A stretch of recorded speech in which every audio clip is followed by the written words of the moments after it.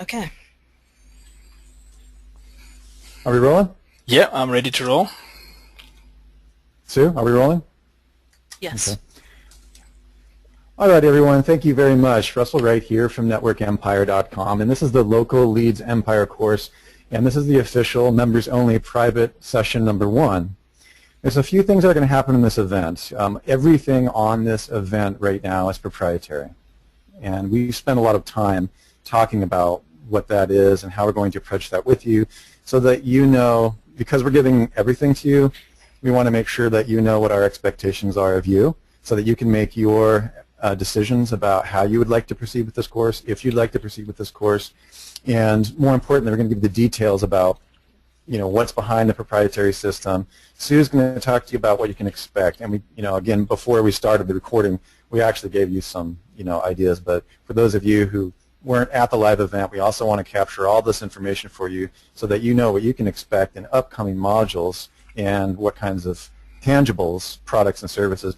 So I've been up for probably around 2 days straight, and in the process of preparing all this information for you, including myself getting some training in areas that I don't have, Matt and Sue, I have to say, just out of respect for my team, this is an email I actually got from a longtime student this morning. She was asking me, how she can quit the day job, how she can move out of this thing, and because she's really excited about what's happening with Local Leads Empire. And there was one of the things, I've known this person for a long time, there's one of the things that I said that is an intangible that I can also use to express this about my team. The team that you select, the team that you're working with, the business partners that you're working with are incredibly important. That's really the secret sauce. It's kind of the mystery behind the successes. And that's one of those X factors that is not always brought forward by mentors, even systems, because what you're going to see over the next few courses is some of the most advanced business processes that you're going to see. This really is getting to be the equivalent of a college education. Those of you who've taken our advanced certification event know that we charge $15,000 and $20,000 for our live events. You're going to be getting a huge amount of that kind of material in this course, and we actually spent quite a bit of time deliberating on how to deliver this material, if it was safe to deliver this material through a digital medium, what parameters we should create, because there really is a certain amount of information and proprietary knowledge that you can actually have in a digital medium. So in this process, I just wanted to express that it's my team, Sue and Matt, that have allowed me to really understand complex systems at the 6-figure, 7-figure earner level. And you're going to get a lot of what my education with these two have been over the last 5 years. With Sue, she's put up with me for almost 6 years now. So I'm really, really excited about this. I'm going to let Sue take over from here before Matt begins, because she'd like to express some important points, some expectations of what we need from you and what to expect. So with no further ado, Sue and Matt. Okay, thanks, Russell. I can't tell you guys how excited I am about this course. I think all of us have been out for the last 72 hours straight. That we've put together some really exciting things, I think. I know I've learned a lot in the last couple of weeks from Matt. He's got a wealth of information to share with you over the course of this webinar series. So just briefly, this is intended to actually be a workshop webinar series with the idea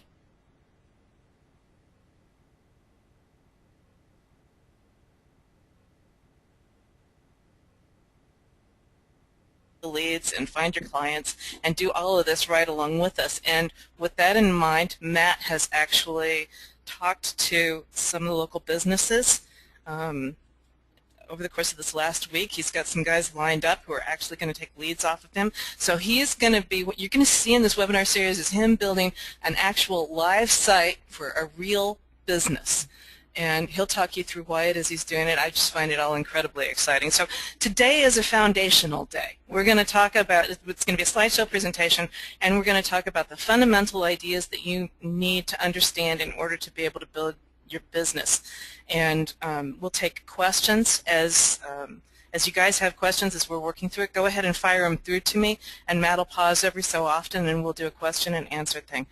And And then tomorrow is going to be a hands-on workshop where we're actually going to pull out all of the tools out of the tool bag, and Matt's going to show you all of the tricks that he does and how he attacks a local market and what he does in order to build that website. And then we're going to take a break for a couple of weeks, and all of us will get back together and do a question and answer session. So as you're building your sites and as you're talking to local businesses and you have questions, we'll get together and do a very informal either a webinar or maybe even a Google Hangout, because I'm dying to try a Google Hangout. And, and then we'll come back a couple of weeks after that, and we'll put the polish on everything. In other words, we'll make sure that your business is kicked off, that you've actually got leads coming in, that you've talked to your local clients, that you've got your contracts in order, that everything's actually working. And then the grand finale is going to be Matt showing you how to take this whole idea to the next level. In other words, how to automate it with a call center, and just like, oh my goodness gracious. And as we were going through some of the stuff yesterday, he was showing us all the contracts, and like Matt's actually worked for years and years and years in call centers. I don't want to make it sound like he's too old, but he's got a lot of experience actually in call centers and actually writing the scripts for call centers so that the calls convert, and he's huge into the lead acquisition market. So it's just really been fascinating. As we were going through the contracts and everything yesterday, I realized exactly how big this could be. Like, he starts with the story of his friend who came in and just started, like with his first website, he started making like $1,000, $1,500 a month. It wasn't anything, you know, it was an income. It was a substantial income in a fairly short period of time, but it's not like a replace my income type of a thing. And then over the course of 90 days or so, he got to the point where he could actually replace his income. And then he never really took it all that much further. He's at a place where he's comfortable and happy, and he's making like 4,000 pounds-ish a month, which is, you know, that's respectable. And he's got a family, and he's got a lot of free time, and it's great. But if you wanted to, if you're driven and you're motivated, there's not an end to this business model. You can take it to an absolutely huge level. You can keep replacing the things that you're doing by outsourcing it until you've just got an enormous business going on. So it's all very exciting. And with that, I will turn the presentation over to Matt and let him start with slides. Thank you, Matt. Hey, great. Thank you very much, Sue. Thank you, everybody, for putting your faith in me and my team, and joining us in this adventure. When I broached the idea with Sue and Russell, and I basically went forward to them and I said to them, look, guys, I've been speaking to some of the members in the community, and I hear what the guys are saying, and I want to do something crazy. I want to basically put the cards on the table and just show the guys how to go about doing this. And with that being said, this is how the whole story came about. And just a bit of background history on myself. I've had businesses all my life. I started my first business when I was 18 years old. I had the good fortune of working with, I built surfboards when I was 18, 19. I started shaping boards when I was 14 years old. That's surfboards. And by the time I was 19 years old, I had the good fortune of working with one of the best shapers in the world. His name is Qzx800, and at the time, the world champion was riding his brand. By the age of 21, I basically bought the franchise for that brand. And I built it up to be exporting to 12 countries, where we were hand shaping probably at that time, in the early 90s. We were doing about 1,000, 1,200, 1,300 surfboards a year. That's handcrafted surfboards, not machine-built ones. And we had the franchise for Europe, we had the franchise for Africa and all the islands surrounding Africa. And from that, I went to America a few times. That's my first time I hit the States. We did the trade shows. So in that career, I learned a lot about production, manufacture, building things, how the production line works. Then I met my wife, and we ended up in Europe. And then from that, I moved across into the IT field, and I spent probably a good 5-6 years working in call centers. I started on the floor actually selling, but that didn't go too good because most of the British people couldn't understand what I was saying. My accent threw them way off. So lesson number one was I had to learn to speak a lot slower. Lesson number 2, though, I was always good with IT things, so I moved across into the IT department, and that's when I got exposed to the world of lead acquisition, basically cold calling and leads. And I spent a good long time there, and I worked my way up to the place where I was basically the manager of the whole IT team for the whole call center, and I answered directly to the director and the boss. And with my team, essentially what we did is we built call centers. We'd go into an empty building, we'll get the telecommunication wires coming in, we would then connect it up, we'd set up the servers, build the infrastructure, build all the pods where the call agents sit, and then we'd actually design the scripts. We'd build the applications that display on the screens, and the teleprompters would prompt the guys when they're actually speaking to you. So the way that worked was basically we had the big server room with all the SQL servers, and they were connected to things called dialers, and these dialers phone radical numbers. Okay, on a good day in the UK, we'll dial sometimes like 25,000 people through the call center network. And what you do is when you're watching these stats, you're actually just watching these guys print money. And I watched for 6 years how campaigns would go on, and essentially the guys just start printing money. Boom, boom, boom, boom. And the way it works in the call center when you get into big campaigns is you'll get a pod. A pod is usually a bank of desks, and you'll have maybe 10 guys sitting there. And typically when a campaign starts off, they start off with one pod and they test it. And I've seen it probably 4 or 5 times in my career working there, where in the center when we had on average 1,500 people working in Ireland, in England, and in Scotland, I watched basically how one campaign essentially took up 2/3 of all the call center's capacity, the whole company's capacity to dial. So a campaign would come in, it'll hit work, the market would accept it, that it'll hit that nerve, and all of a sudden, bam, 1 pod, 2 pod, next minute it's the whole call center. Next minute it's the next call center in another town, and we'll be flown to Ireland and all kinds of places to basically ramp up and make sure everything's working. And they'll run it for like a good 6 months. And especially at just before the credit crunch, when it was really peaking, like in 2006, when money was flying around like mad, we crossed over into the financial industry, and I watched how the guys were they're making ridiculous amounts of money just phoning and selling people financial products. And your typical lead there would be, just to refer a document, would be probably 80 to 100 pound a lead. But if you filled in the actual the default, the basic information, and you got the client to sign it, they call it a pack. If you got a pack back in, you're looking at 800 pound, between 400 and 800 pound you'd get back. And essentially what the call center did was they'll get the leads, they transfer the lead to basically admin office. The admin office would phone you back up, you'd fill in the form for you, they'll then have a driver drive out in the area, actually get you to sign it and bring it back in.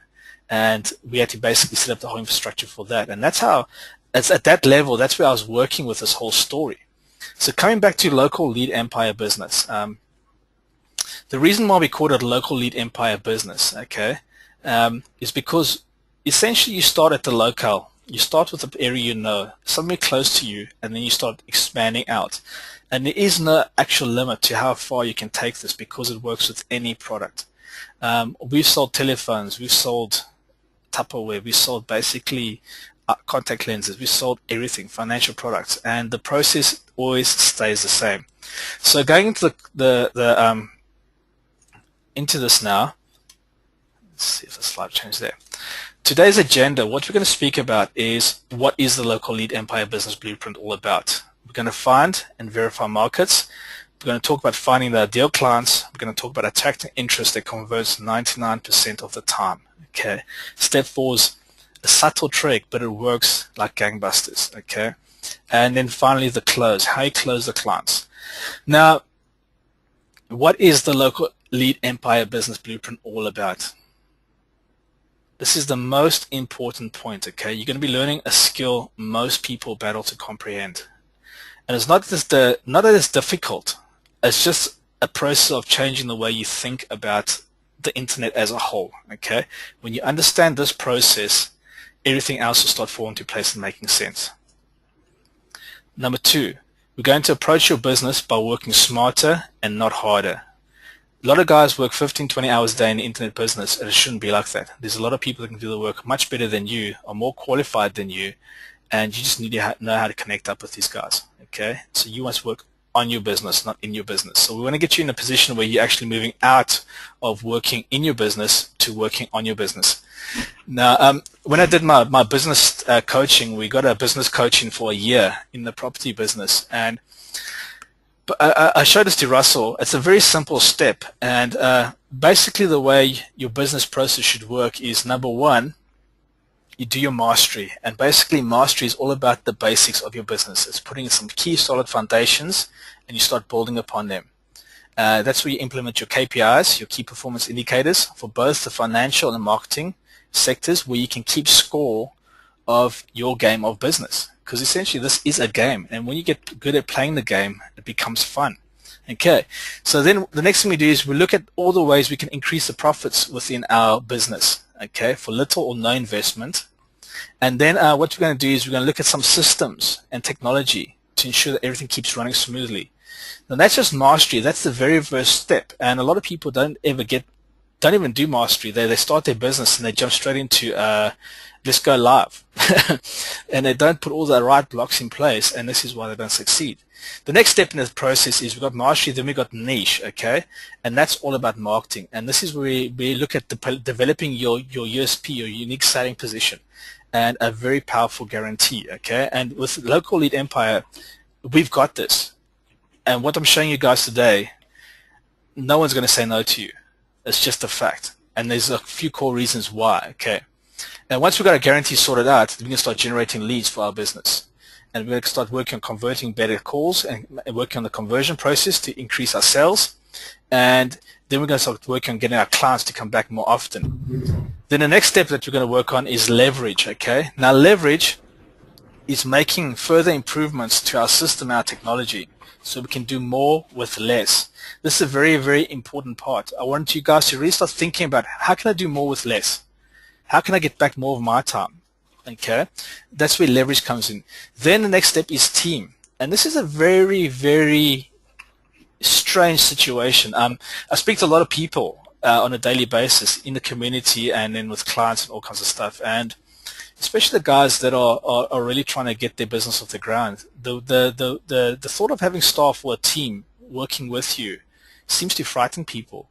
But do you know what? To be honest, it's the best way to move forward. I'm not saying go and employ 10 people tomorrow, but work toward getting a solid team behind you. Now, your team is your accountant. Your team's your solicitor. Your team's the associates that you actually work with, that you trust, to give you good and solid advice. That is your team. Team does not mean staff or employees. It's the people who give you influence and people that can guide you and give you the right answers when you actually need them to make the right decisions for your business. Okay. So once you've got your team in place and everything's working, the next thing we're going to do is we're going to talk about synergy, okay? And this is where we bring... Yeah? Hey, what slide are you on? I'm still on to approach your business by working smarter, not harder. I haven't moved on. Okay. I'm just talking... Yeah, the business synergy steps we'll lay out for you guys. I thought you were doing these on the slides, so we'll lay out each one of these business synergies. Okay, wasn't quite sure. Sorry about that. But we'll go ahead and lay these out for you in the members area because these are important points. Yeah. Okay, go ahead, Matt. It wasn't in sync. I thought maybe you had some slides for it. No. Sorry, guys. I've kept the... I don't want to overload the slides. I'd rather get a point and discuss it in detail with you, then move on. If there are questions you want us to document stuff for you, then let us know. Just ping a question and we'll add it to the members area because we want these things to get you the best stuff. Synergy is basically where we bring the team, the systems, and everything together to produce maximum results. That's what we want to get to, is that synergy point. And as I build this stuff out for you live, I'm going to show you how we start pulling this all together and how we create the synergy. And once we get that synergy going, then it basically we end up with the results. It's an engine. It's something that can work without us because we've got our team in place, we've got our systems in place, and we've basically extracted ourselves from this business and it's running. Okay, so this is the big overview of what Local Lead Empire is all about. Okay, so the next thing we're going to talk about is how to apply this model to any idea or business that you have. Okay, so we're going to discuss that, and then finally to create true wealth. And when I said let me explain, essentially what I've said in step 2 with this the 6 steps to actually create a massive successful business. That's basically what we need to do and work when you're doing this. So with that said, we're going to start talking about finding and verifying markets. Now, before I go into this, have you guys got any questions at that course slide? Because I really want you guys to actually understand these points I'm telling you now. They're very fine points, but if you can understand them, then everything I'm going to show you is going to make a lot of sense, and it's going to become easy for you to understand. Sue, are there any questions coming through? I don't want to really rush through this. I want to, even if I take an extra hour, I want to make sure that the guys get the best here. One question was, are there going to be transcripts? And yes, we will have the entire series transcribed. And we will go back through what he just talked about and lay that out in detail in the members area as well. No, there don't seem to be any other questions at the moment. Okay, cool. So next thing is finding and verifying your markets. Okay, what I'm going to do is I'm going to teach you how to find your markets. I'm going to teach you how to break them down into their core components. I'm going to teach you to find the best ways to get the leads. And then we're going to talk about finding ideal clients. And this is where the game becomes very interesting. If you get the wrong client, you're letting loose the dogs of hell. It just becomes an absolute nightmare. So what we're going to do is we're going to find the clients that you want. We're going to talk about how you can identify the clients that you don't want. Then we're going to talk about it's your business, not theirs, okay? This is a very important point. You're building your business. You're not building their business. When you talk about SEO, it's always about the client. It's their website, their business, their rankings, their listings, how much money they're making. In this course, we're not talking about them. We're talking about us, you, your business. It's all about you. This whole story is about you, okay? So attracting, yes? Can you go back to the last slide again and let it sit there for a minute? Sure. It's taking, the slides are delaying about 30 seconds after you start talking about it. About 20 seconds, at least on this side. So I'll run through the screens a lot slower then. Yeah, thanks. Yeah. Let's make sure everybody has that, because for some reason the delay on the presentation is taking too long. Hey, there is a question. Do we have any criteria and descriptions describing qualities on picking team members? A good way to do that is if you go to Odesk, right? They've got a great quizzing system there. And if you want to really check up on a guy, get him to do some of those tests and send you the results. If he can't answer those questions, he's bluffing you. Yeah. And there's some other sections. I'm going to throw some of the stuff that we have in other modules, Network Empire, in on here. I'm really big on headhunting and partnering. That's kind of my area. That's why I mentioned so much about team at the beginning. I was speaking to my friend's question this morning. She sent me about what it takes. It's headhunting and team building is an interesting thing in that it's partially their technical ability, but I kind of take the Warren Buffett approach, which is what has the successful team done before in a liquidity event? Have they actually done it before? It doesn't mean that you give beginners or newbies a chance. It just means that there's two different kinds of ways to analyze a potential partner. It's technical and fundamental. Technical is their technical skill, and fundamental is, what have they done lately, and what have they accomplished, and what is their attitude and their goal.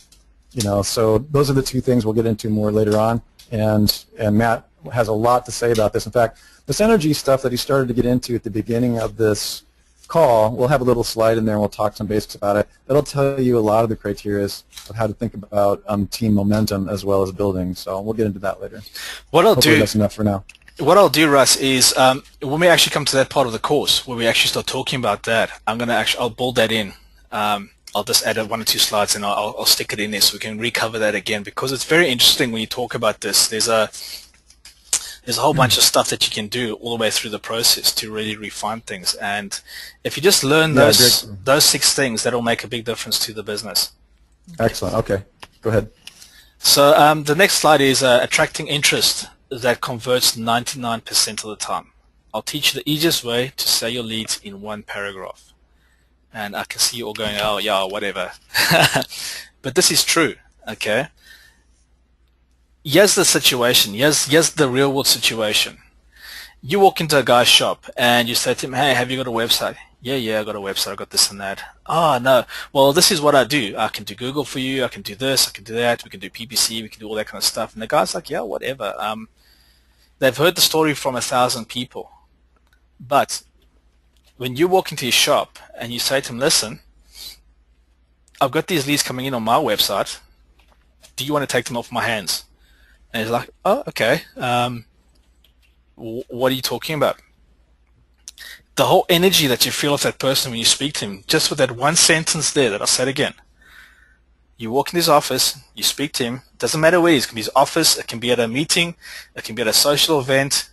Depending wherever you are and you're looking for these people, you can say, I've got these leads coming in if you have got them. Don't say it if you haven't got them. But if it's someone that's in your sector and you've got the leads coming in and you say to them, I need you to take them off my hands, you're actually leading the person. You're not selling to the person, you're leading him. You're saying, I need you to take these off my hands. And he says, tell me more. You tell him, well, this is what we do. We create leads, we build leads, we sell leads. This is what we do. It's as simple as that. Oh, really? That's interesting. And how's it work? It says, well, it's pay as you go.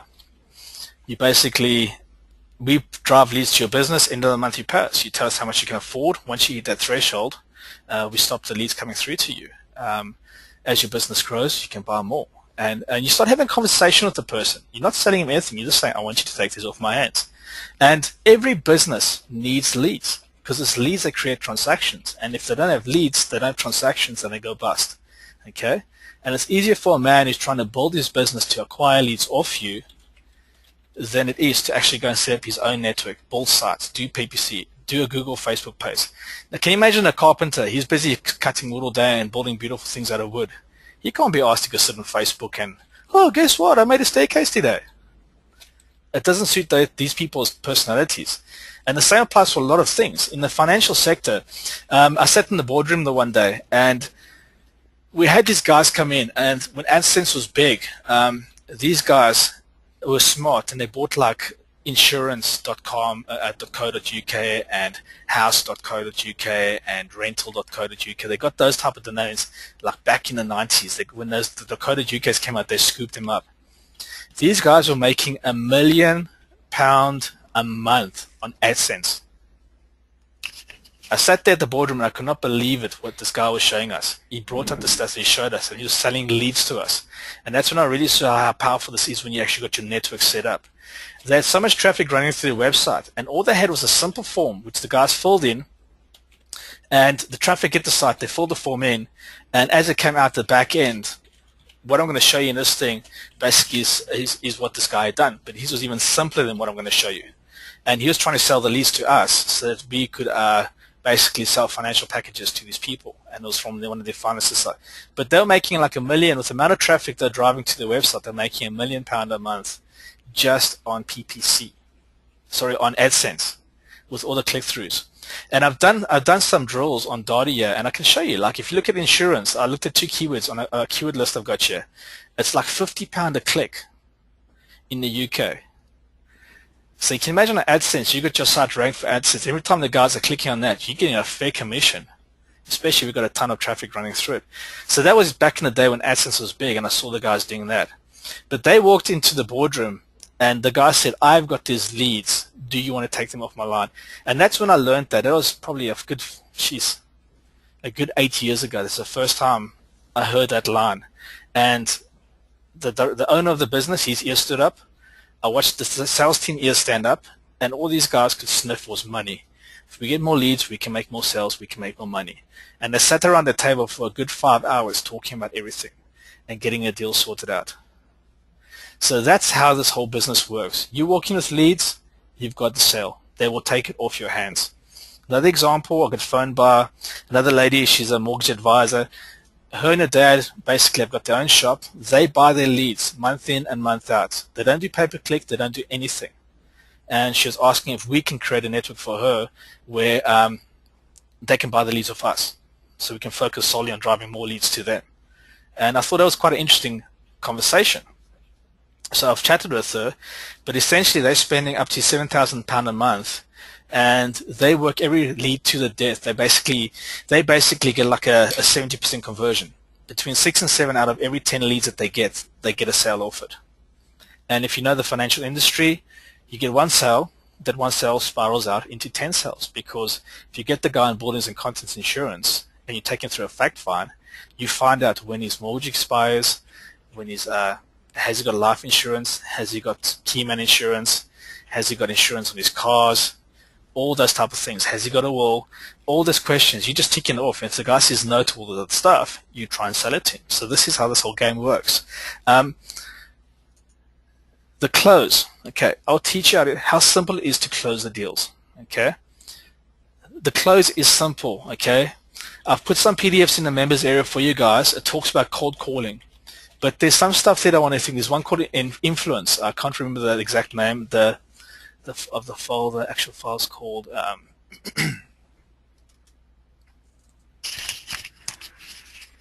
the naturally effective persuasion outline. It's a really good read. But the trick here with this whole story is you don't want to sell to the people. You want to lead them, okay? And the way you lead them through this process is you make them understand that there's no risk to themselves because you're carrying the risk. You're building your own business, your own network, so they're not actually getting the expense. So what soon I'm going to talk about later on today is ways you can actually walk in his business and you can actually get into the heart and soul of his business, and at the same time get him to start doing work with you so you start making money off him straight away while you're building your network and waiting for leads to come in from the network. So we've got some different angles you guys can take as well as you start doing this. Okay. So when we talk about the close, we're gonna look at basically where you'll find the clients that want your leads. It's not hard, and anybody can do this. It's simple. The core secret to this whole process is do it. Okay, if you don't do it, you will not have no success. And don't be scared. Okay, the only way you're going to learn is by making mistakes. And if you're doing small bite-sized chunks, I wish I had this education when I started doing this 10 years ago. Because for me to learn this, I had to spend a lot of money. I had to get a business coach in. That cost me $2,500 a month for 10 months. So he could teach me how to run a business properly. I had to basically invest in trial and error, testing things, measuring things, putting money out there, paying to find out how this all works. I'm going to show you guys how to do this. Okay, so you don't have to go through all that kind of stuff, but you must do it. You paid the money now, you've taken your first step. So apply these things because it works. Okay, so let's get started, okay? Local lead empire business building. It's all about building your own lead network, okay? Remember, guys, this is your lead network. This is your business. You make leads, you sell them. The guy stops paying you, you pass him on to his competitor. You fill his slot the very next day. So your money is not impacted. That's how simple it is, okay? And with the guys knowing that that's what's going to happen, because you outline this in your contract to cover yourself, stating that if they don't pay their bills, you have the right to sell to anybody else in the same industry, they'll make sure that they keep those leads coming in because they don't want someone else to go ahead of them. I saw this statement. This guy, Qzx800, right? Qzx800. This man's passed away now, but he was a Japanese dude, and he made the most beautiful Zen gardens. And I was just looking at the gardens, the photos of it the other day on the web, and I saw this statement.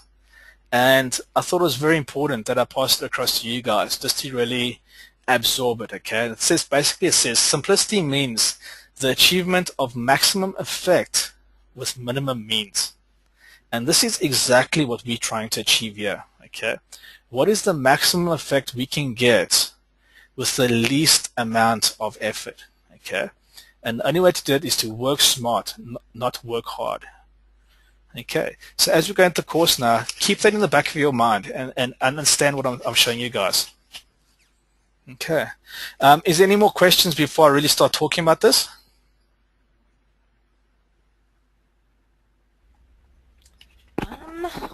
The only question no, not at this point. Okay, cool. So is everybody getting this? I'm assuming everybody's grokking what I'm saying here. Okay, so what drives the web? Okay, in order to simplify things, we have to zoom right out, and we have to basically look at the web in its amoeba state. Okay, what are the basic building blocks of what we're dealing with? If we simplify the web and we actually look at it from a 2D perspective, it won't be so scary and frightening. And when we look at it, we essentially got the internet, which is at the core. The internet is everything, okay? But the things that feed the internet and keep it alive is essentially paid search engine traffic, search engines, social engines, mobile engines, and offline engines. These are the things that all feed into the internet. And there's nothing else. So with that in mind, if you think of the web that way, and you think of them as blocks, engines, then we can actually start breaking them apart. We can start breaking and disassembling and understanding how they work. And when we understand how the engine works, we can put it back together. But what we're going to do when we put it back together is we're going to inject our lead engines into the different engines so that we can actually get the leads out of it. So where and how does the money flow? Okay, the money flows through leads to create transactions. And I know you guys are probably thinking, yeah, but this is all basic stuff. Okay, it's basic, but it's core things you need to really think about. Everybody wants leads and are prepared to pay for them. Look at Google's model. What is Google doing on a day in and day out basis? And they're doing it really well. They are basically pushing leads to people through information. Okay, they're giving you a facility to put your website up. They're ranking, sorting, and filtering it out. They're giving you the results, which usually ends up in a transaction. But the transaction is after the lead. Okay, so what we need to do is we need to embed our lead engine directly into that data stream in the right place, and then your leads will just keep on flowing in. Now, if we look back at that and we look at the internet is a big place. Google is only one channel in the whole story. Okay, we can get paid traffic from anywhere, not just Google. We can get from CPA offers, we can get them from PPV offers. We can pay people to basically push leads to us. We can get traffic from affiliates. We can do social campaigns. We can do coupons, Groupons, all those type of things. We can go through the mobile networks and use banner ads on mobile phones to have people come in. And then once we understand where the people are coming from, and this is where our prospector application comes in and really shines, when we know where the people are, we can go back to the traditional way of marketing, which is offline marketing. And we can geo-target specific areas if we know that they are profitable, and we can do a flyer drop with our promotion in a kilometer square radius. So it's not a matter of dropping 10,000 flyers. It's a matter of taking 1,000 flyers and dropping them on key places and pushing them through people's doors. So this is how we basically inject our lead engines offline and online. Okay.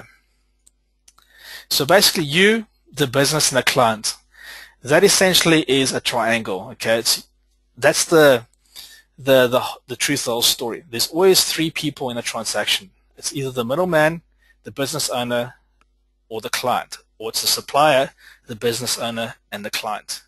There's usually only three people in any type of transaction.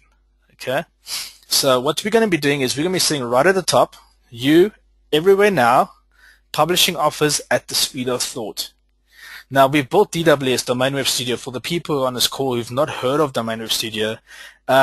Soon I've had this plan for nearly 2 years. And we've been building and developing the technology with Russell specifically for this whole point of building these lead engines, because they are so powerful and are worth so much money. If you control the lead, you've got money coming in all the time. And when you do enough brain damage to the bigger corporate guys, the only way to get rid of you is to buy you out. Okay.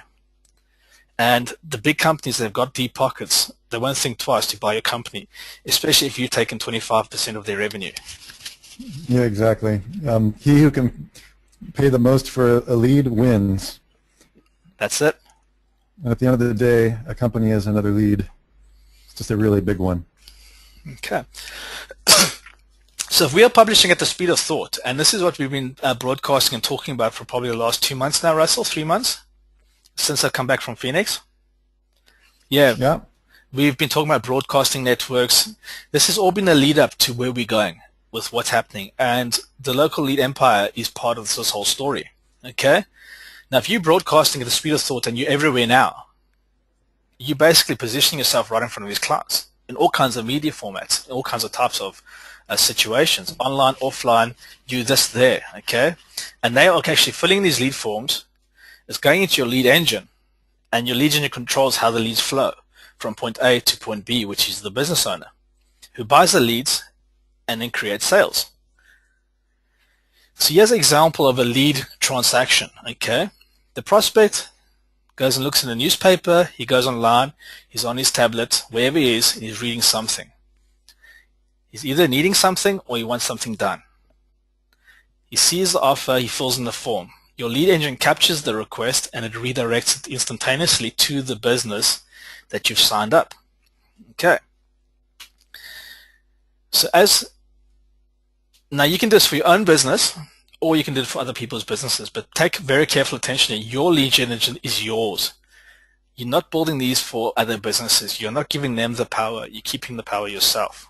Because if you control a lead, money is in your pocket. You'll make money off every single transaction that they make. Every lead you send them, you charge them it. And we'll get into that a bit detail on.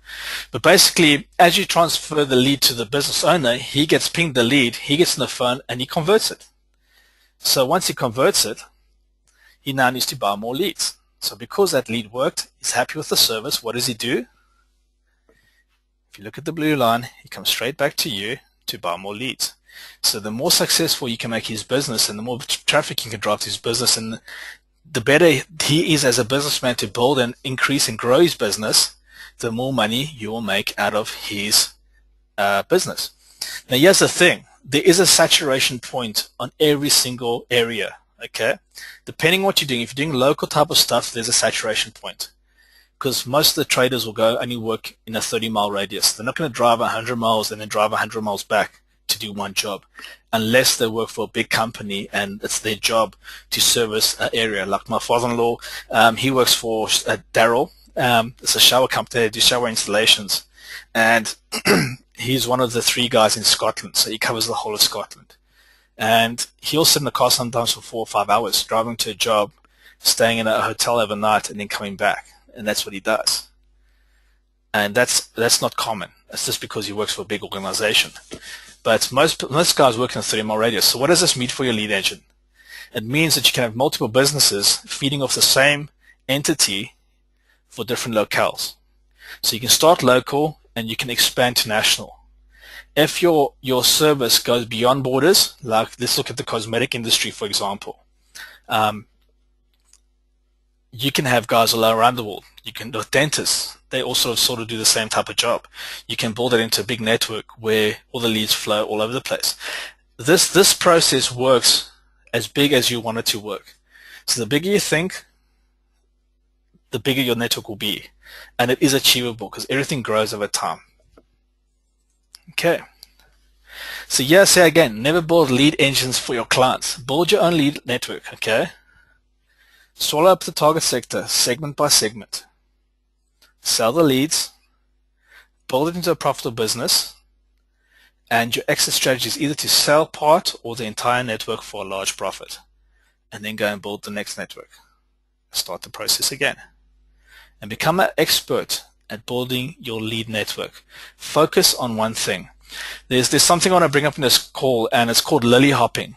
When I stopped lily hopping, that's when I started making money online. And I know there's a million great ideas and there's a million strategies and there's a million of all kinds of things. But if you keep on hopping like a frog from one lily to another lily, you're going to get nowhere fast. You're always to stay in that little lily pond. That's where you're going to be all your life. You're not going to make any money, guys, girls, ladies, gentlemen, whoever's here on this call. So if you don't lily hop and you focus, if you choose a sector and you focus on it and your goal is to take it over, then do it. Okay? You must achieve what you set out to do. And when you achieve it, the next time around you come to do it again, it's going to be a lot easier because you've got all the experience. So the hardest part is doing the first one. Okay?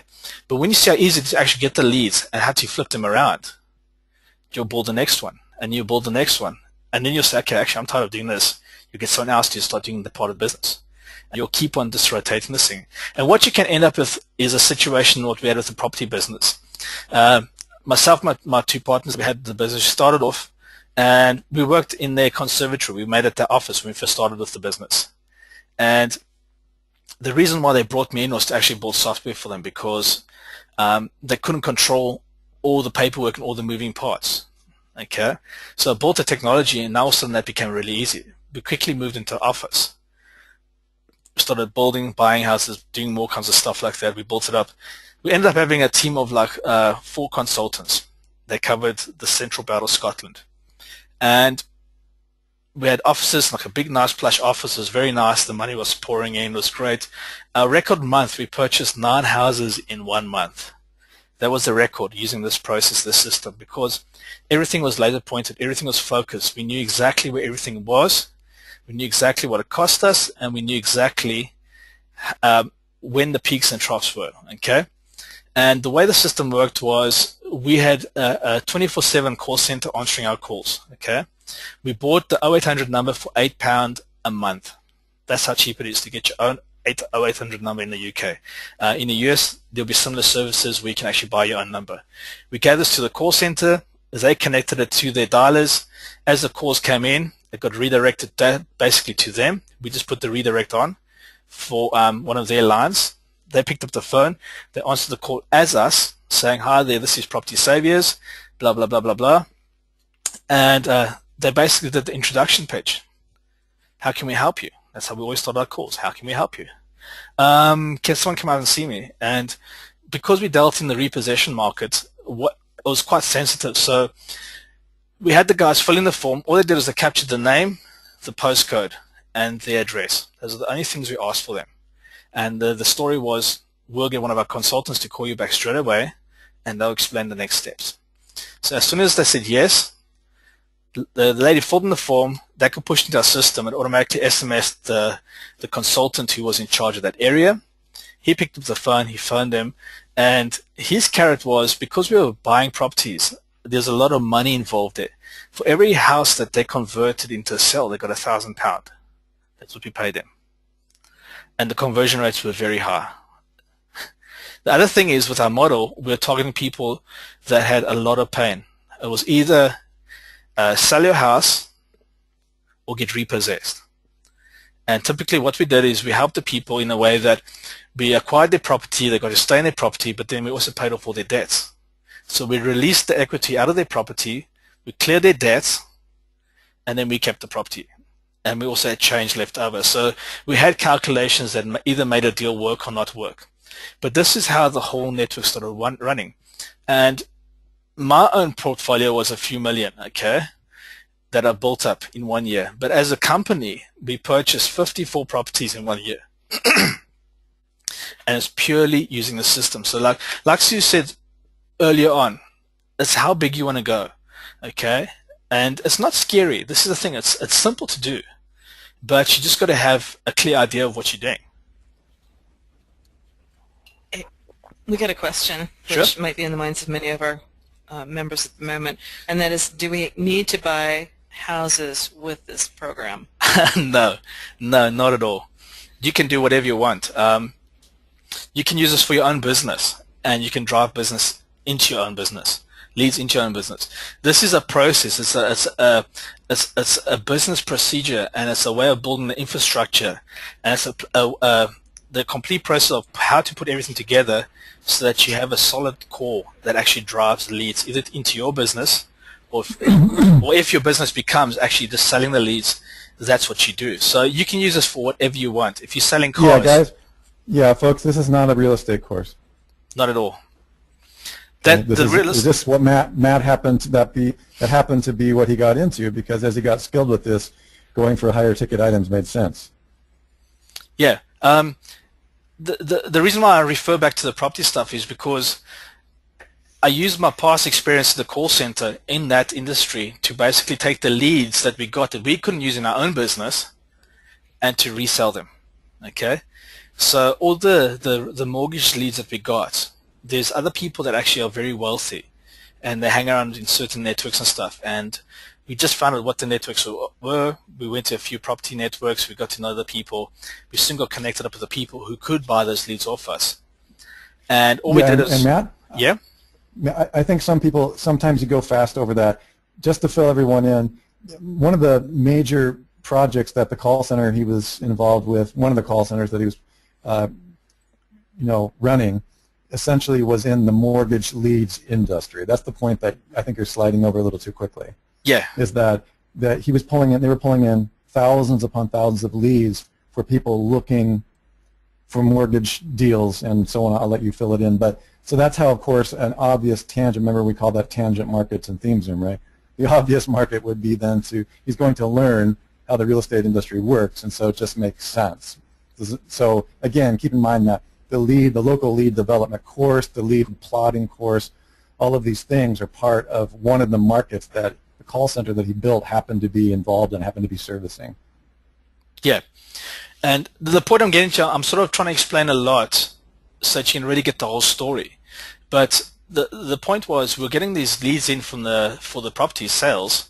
We connected the right people with the lead. We flipped the leads, and we're getting £3,000, between £1,500 and £3,000 as a commission for one lead. And all we did was nothing. We found out who was. We had the lead at point A. We just had to find point B. We had to put it in someone else's hand, and that created the transaction, and we got the commission back. And this is the key secret. So if you think of what we're doing, we might target a market. When we get the lead, that market is closely tied to a whole bunch of different services, which I'm going to come to shortly. And once you understand the services in the market, you understand how to redirect your leads that come in, because you'll get all kinds of different leads coming in on one specific channel. Okay. So things to keep in mind, guys. What is the service that drives the market that you're looking at? Okay. What are the services? When I say services, I'm talking about either trades or things that make up that market. So in programming, things are called an object, and an object consists of many properties. This is essentially the same thing. That market's the object, and it consists of multiple services. Okay. Who will buy the leads in that market or that sector that you're looking at? Who creates the leads in that market? So as soon as you understand what services are there, who will buy them in the services, and what type of people will actually be creating the leads, and we understand what services are most commonly needed, then we start building a profile up of the actual sector. And once we've got this profile, and then we look at how many businesses actually operate in the sector. Okay? The more businesses there are, the better it is for you, because you're spreading your risk. Okay. Then the thing is, the core question is, can the selector deliver enough conversions to justify building the lead engine? Because remember, the lead engine is not going to come for free. Okay, it's going to cost you time and money to actually build it. So you want to make sure that you do your basic things and you think these things through when you're actually approaching it. And if you understand those core parts, then you'll be easy to find the people. I was speaking to one of the Domain Web Studio members today, and we were talking about Google Images, where you essentially can take a photo of a person. I don't know if you guys have ever seen this. And it's also it's quite scary when you think of what's actually going on here. But you could take a photo of a person, and in Google Images, a little camera in the search block. If you click on it and click Browse, and you point that phone on your desktop, and you upload it to Google, it'll come back with their Facebook page, or it'll come back with documents about them, or it'll come back with things that they've been involved in. And it's quite scary how powerful the web is if you know how to use it. So we are simply doing the same type of thing that Google's doing with that image. We are actually looking how this all connects together. Okay, when you create a neural map of all these people. So choosing the sector.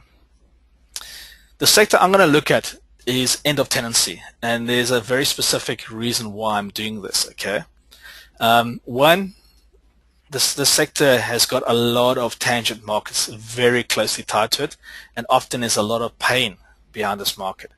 And I want to talk to you guys about the pain and the vitamin. Russell's an absolute master on this. I've learned so much from Russell, specifically in this area. And when we look at end of tenancy for the guys who don't understand the word tenancy, it's basically the end of a rental contract. When someone leaves a rental property, that's classed as end of tenancy in the UK. Now, why am I looking at this? Tenancies always end, and it's a recyclable product. Okay, people come in a property and they leave, and new people come in and they leave, and it goes on as long as that building's standing. Okay, so this is something going for many, many years. Now, there's a method behind my madness, and you'll see why I'm sort of looking at this module, because I've got a specific reason why I'm doing this in a live environment. Next, it's an international market. You can apply the same lead network to any country in the world, okay? Because everybody follows the same thing. The only thing that's different is some of the rules and the regulations. And I'll briefly touch on that. There's many moving parts in the sector. When I say moving parts, there's a lot of people interacting, creating transactions off a rental property, okay? Many people make money off that one thing. When I say the thing, the end of tenancy is the actual, that is the entity, that is what's creating the transaction. There's a lot of people that are paying money into it, and there's a lot of people taking money out of it, okay? Now, so that allows us to briefly touch on regulations in lead generation. When you guys get into this whole business of creating leads, whether it's for your own business, you'll know exactly what you can and can't do. But if you go into another sector that you don't understand, when we speak about our snooper method, this is going to be one of the things that are going to safeguard you up front before you actually enter into a market. Okay, because there are certain markets that are regulated, and there's certain things that you can and you can't do. Like, for example, I've also had sites pulled down. I've had Her Majesty send me letters saying, cease and desist. You're not regulated to work in this industry. Pull your website down, else face jail sentence. And that's not a nice letter to get, especially when you're turning over leads and it's like, oh, I nearly said a swear word now, but I won't. I was doing a PPR campaign, and it's actually regulated. You need to be a certified advisor to actually deal in that industry. And I didn't have regulation. I was just pulling the leads in and flipping them. And I got the letter. Payment protection insurance. It's one of the classic scams that our world banks love pulling on the average Joe. Basically, you'll get an insurance product, and they go through the whole spiel, and then they'll just slip in the payment protection thing underneath, but they wouldn't tell you about it. And you'll be paying like £10, £15 a month over the lifespan of that product. And depending on the size of the product, it was commission-based. So if you took a big loan, the payment protection is larger. So it's almost like an insurance underneath the insurance. And many people were missold with this whole thing. So they've actually put billions of dollars aside just to pay people back. So it was a very, very lucrative thing. So I was pushing these leads through. It was all going great, built the site to the crack, and I was very stoked, happy with myself. So this is brilliant. This is like printing money. Ding, there's a letter, cease and desist. I was like, what is this? Is someone trying to wind me up? So I went to Trevor, one of the guys I know. He's got the actual license and stuff. I said, what is this? He says, oh, you're going to have to take that down. They'll come lift you. They'll put you in jail.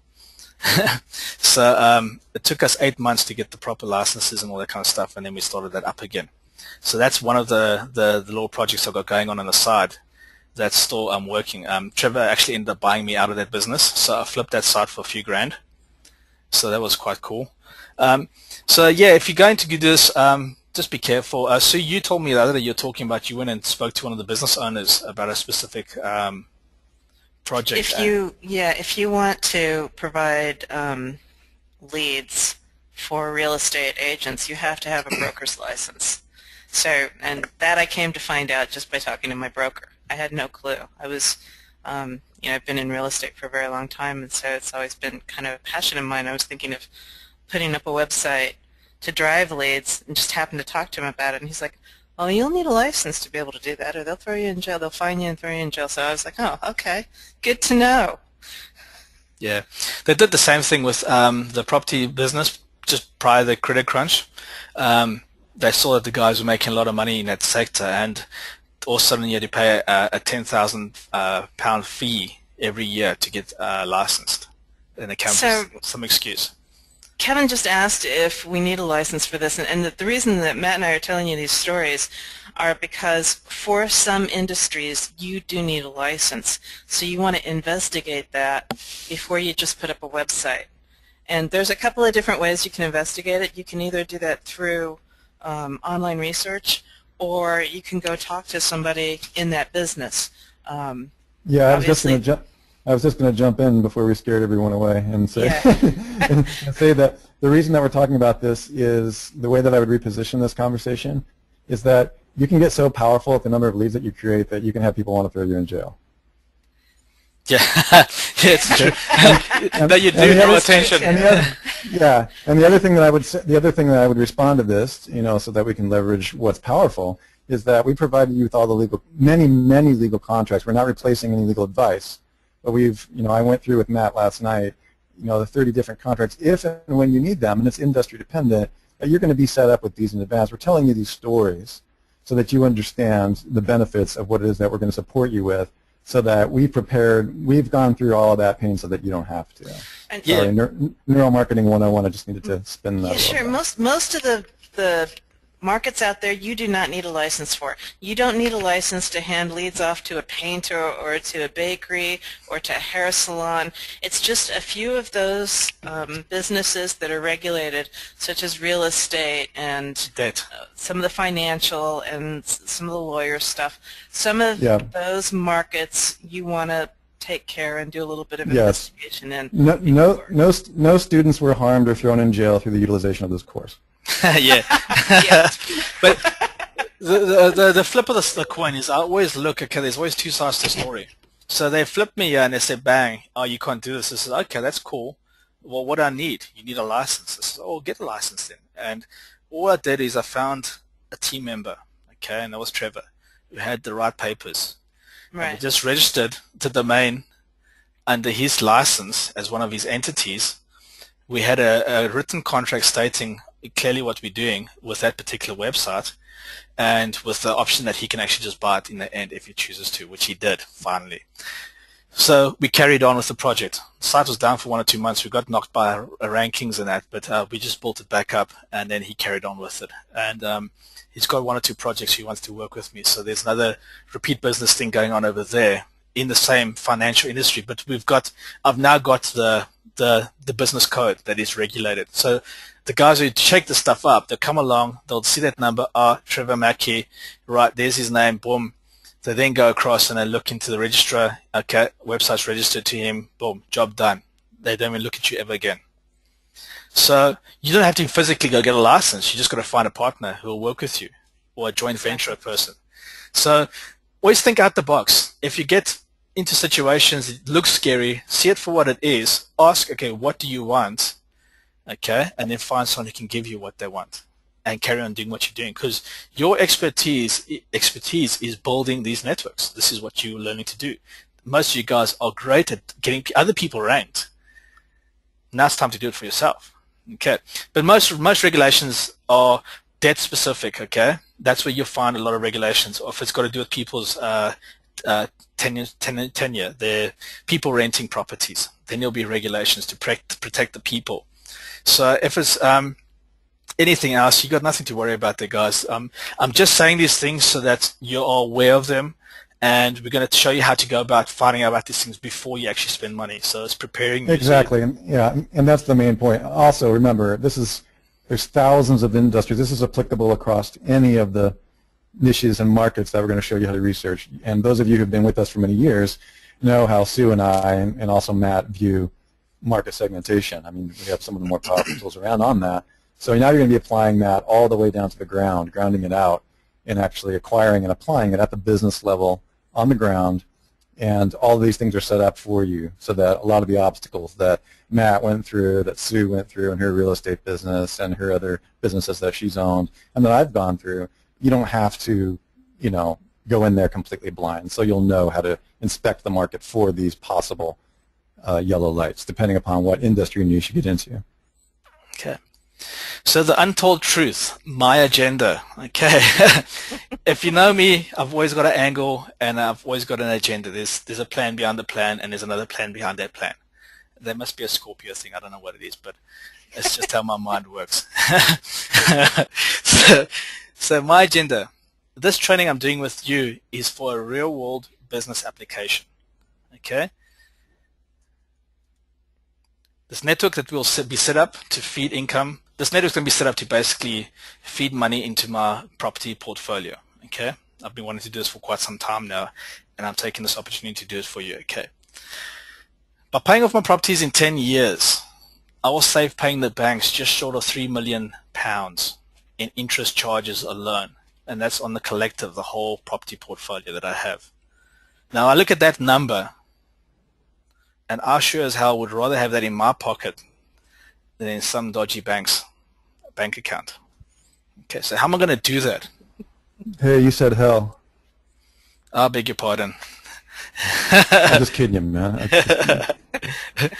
Okay, by creating an automated system to achieve this, okay? And the time to completion should be in 7 years. So what you'll see I've done here is I've looked, okay, first goal, 10 years. If I do it in 10 years, how much am I going to make?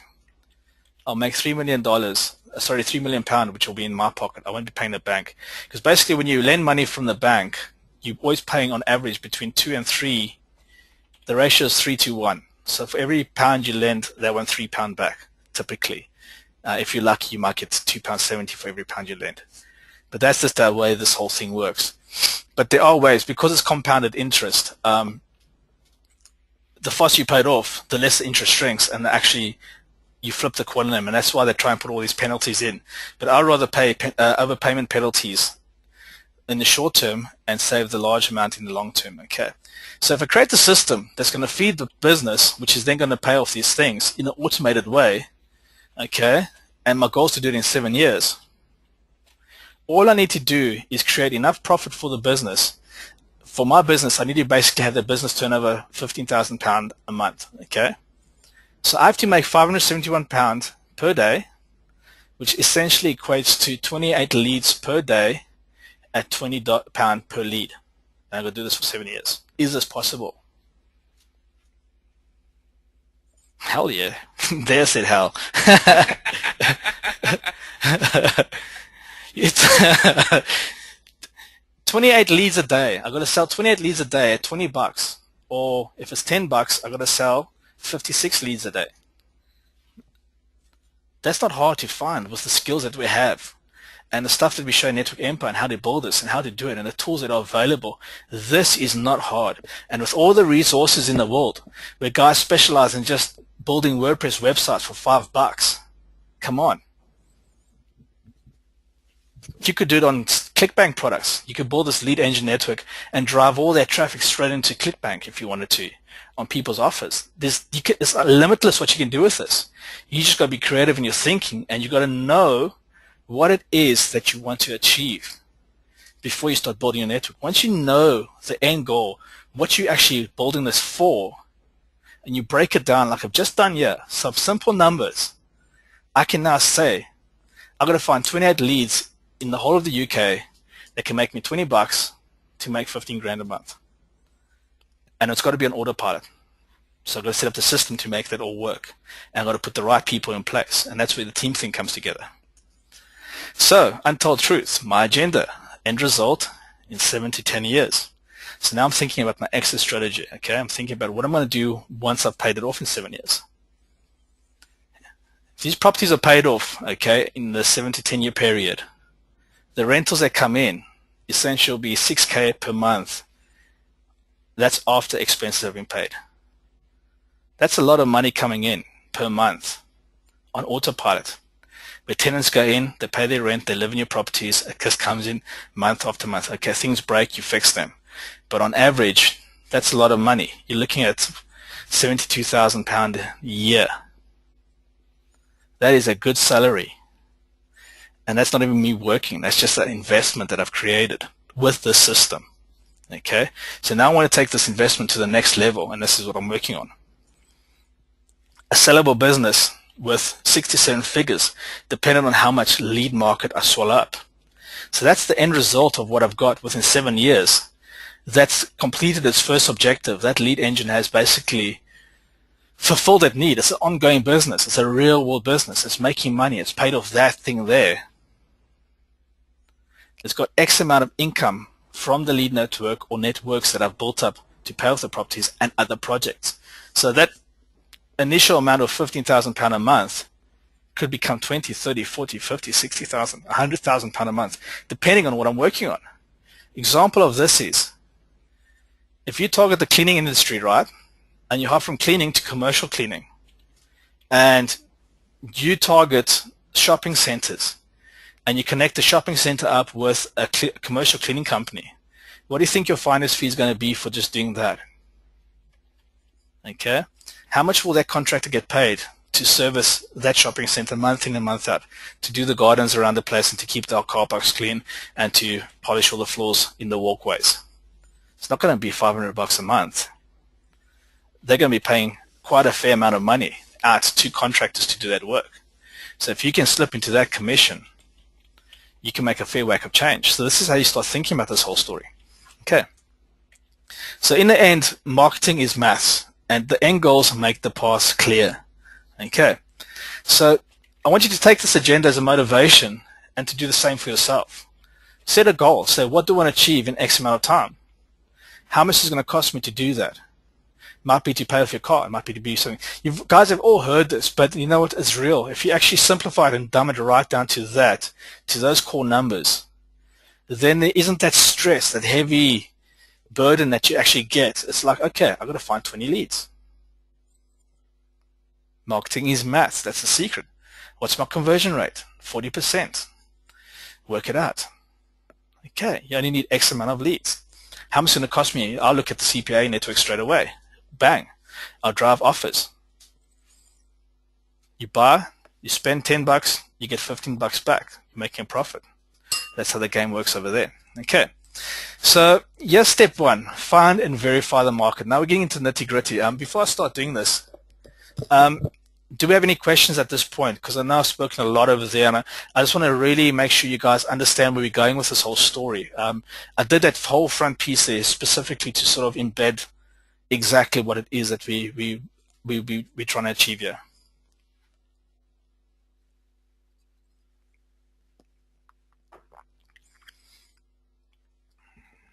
Anybody there?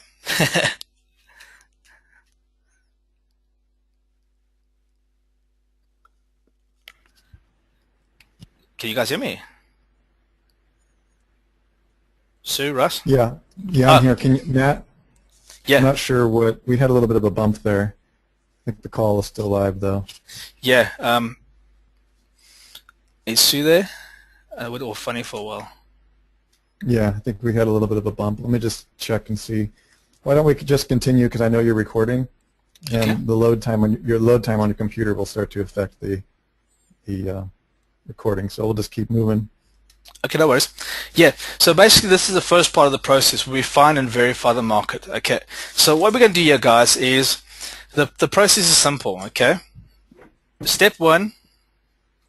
Can you see my mouse on the screen, Russell? Let me get move it. Yeah, I can see it sort of. We need to get your highlighter turned on. The highlighter with go to. Yeah, we can see it. That's fine for now. Okay, I'm going to put it over the black so you can actually see it there. So I'm in the first block, select target market, okay? This is the first step. We have to decide what is the market we're going after. So in this example that I'm working on, I've chosen the word end of tenancy, and the reason why I chose it was because there's recurring cycles in that market, and there's a lot of tangent trades selected around it. Okay, so the next step we have to do is we have to qualify the market, okay? And by qualifying it, we say, is there a recurring service? So we said yes. So we've gone from yes, there is recurring service. Now we're saying, is this a pain or a vitamin market? Okay. So typically, if the properties are running well and the rentals and people are happy, it's good. But often people move out of houses and they leave a lot of mess and things are broken. And that's a big pain for landlords, okay, because they've got a cough. Every time someone leaves the house, you have to repaint the place. You have to put new carpets in. You have to fix the banister because it's been pulled loose from the kids running up and down the stairs. You got to fix some of the woodwork because the dogs chewed the hole in it. You got all these things that you got to do. So that would be a pain market. We're dealing with a pain market. Russ, could you give us an example of a vitamin market? Because you said really, really well. Sure. Can you hear me, Matt? Yeah. Okay, good. Well, those of you who have been taking our stuff already know that we just covered that, the idea of the vitamin versus the painkiller. That really comes into play in the perpetual lead magnet machine inside the networkempire.com members area and our stackable system. It's very, very important in the beginning phases of any business to determine the difference between a vitamin and a painkiller, whether you have to reposition a vitamin as a painkiller or a painkiller or a market is already primarily in pain. I know that sounds terrible, those of you who know my background and interest in neuromarketing, but it really will save you a bundle, even if you have to reposition yourself. So, for example, there are examples of products that can be both a painkiller and a vitamin at the same time, and then you as the marketer and as the headline writer, as the copywriter, as the communicator, call to action, have to determine which one you would like to position. An example would be, for example, backup hard drives like Kryptonite or iDrive or any of these things. It can be, it's a vitamin until it becomes a painkiller when your computer crashes. Right, so the marketing campaign depends. A vitamin essentially means nice to have. Painkiller means got to have it now, or something terrible is going to happen, or I'm going to feel something terrible, okay, or something uncomfortable that qualifies as well. So you're really trying to find the answer to those. We cover this in some pretty monster-sized courses. It's about actually 2 days of our certification event. But we're going to be giving you a lot of that information. Look at the products, determine if it's a painkiller or a vitamin by default, determine if it can be positioned as a painkiller if it's a vitamin, and we've literally helped clients do that.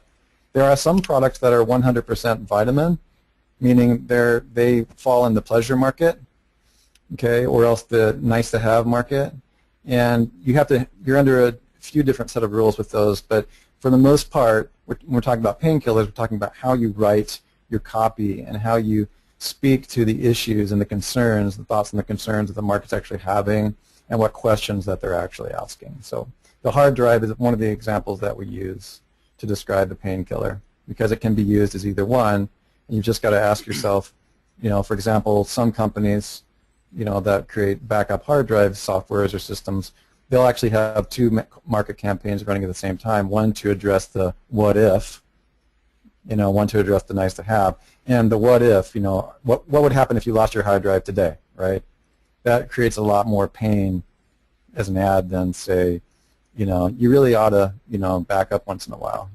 So this is how we distinguish that. The difference, because the call to action and the sales and the leads and the phone in the call center starts ringing off the hook depending upon how you position that. Okay, so that's enough.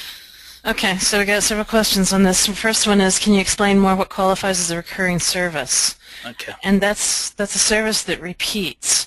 So in other words, what Matt was talking about with the tenancies, people are always moving in and out, and you even get the same tenancy move in and out. But your recurring service is really with the landlord, right? He's typically a landlord's got several pieces of property, and so he's regularly got people moving in and moving out.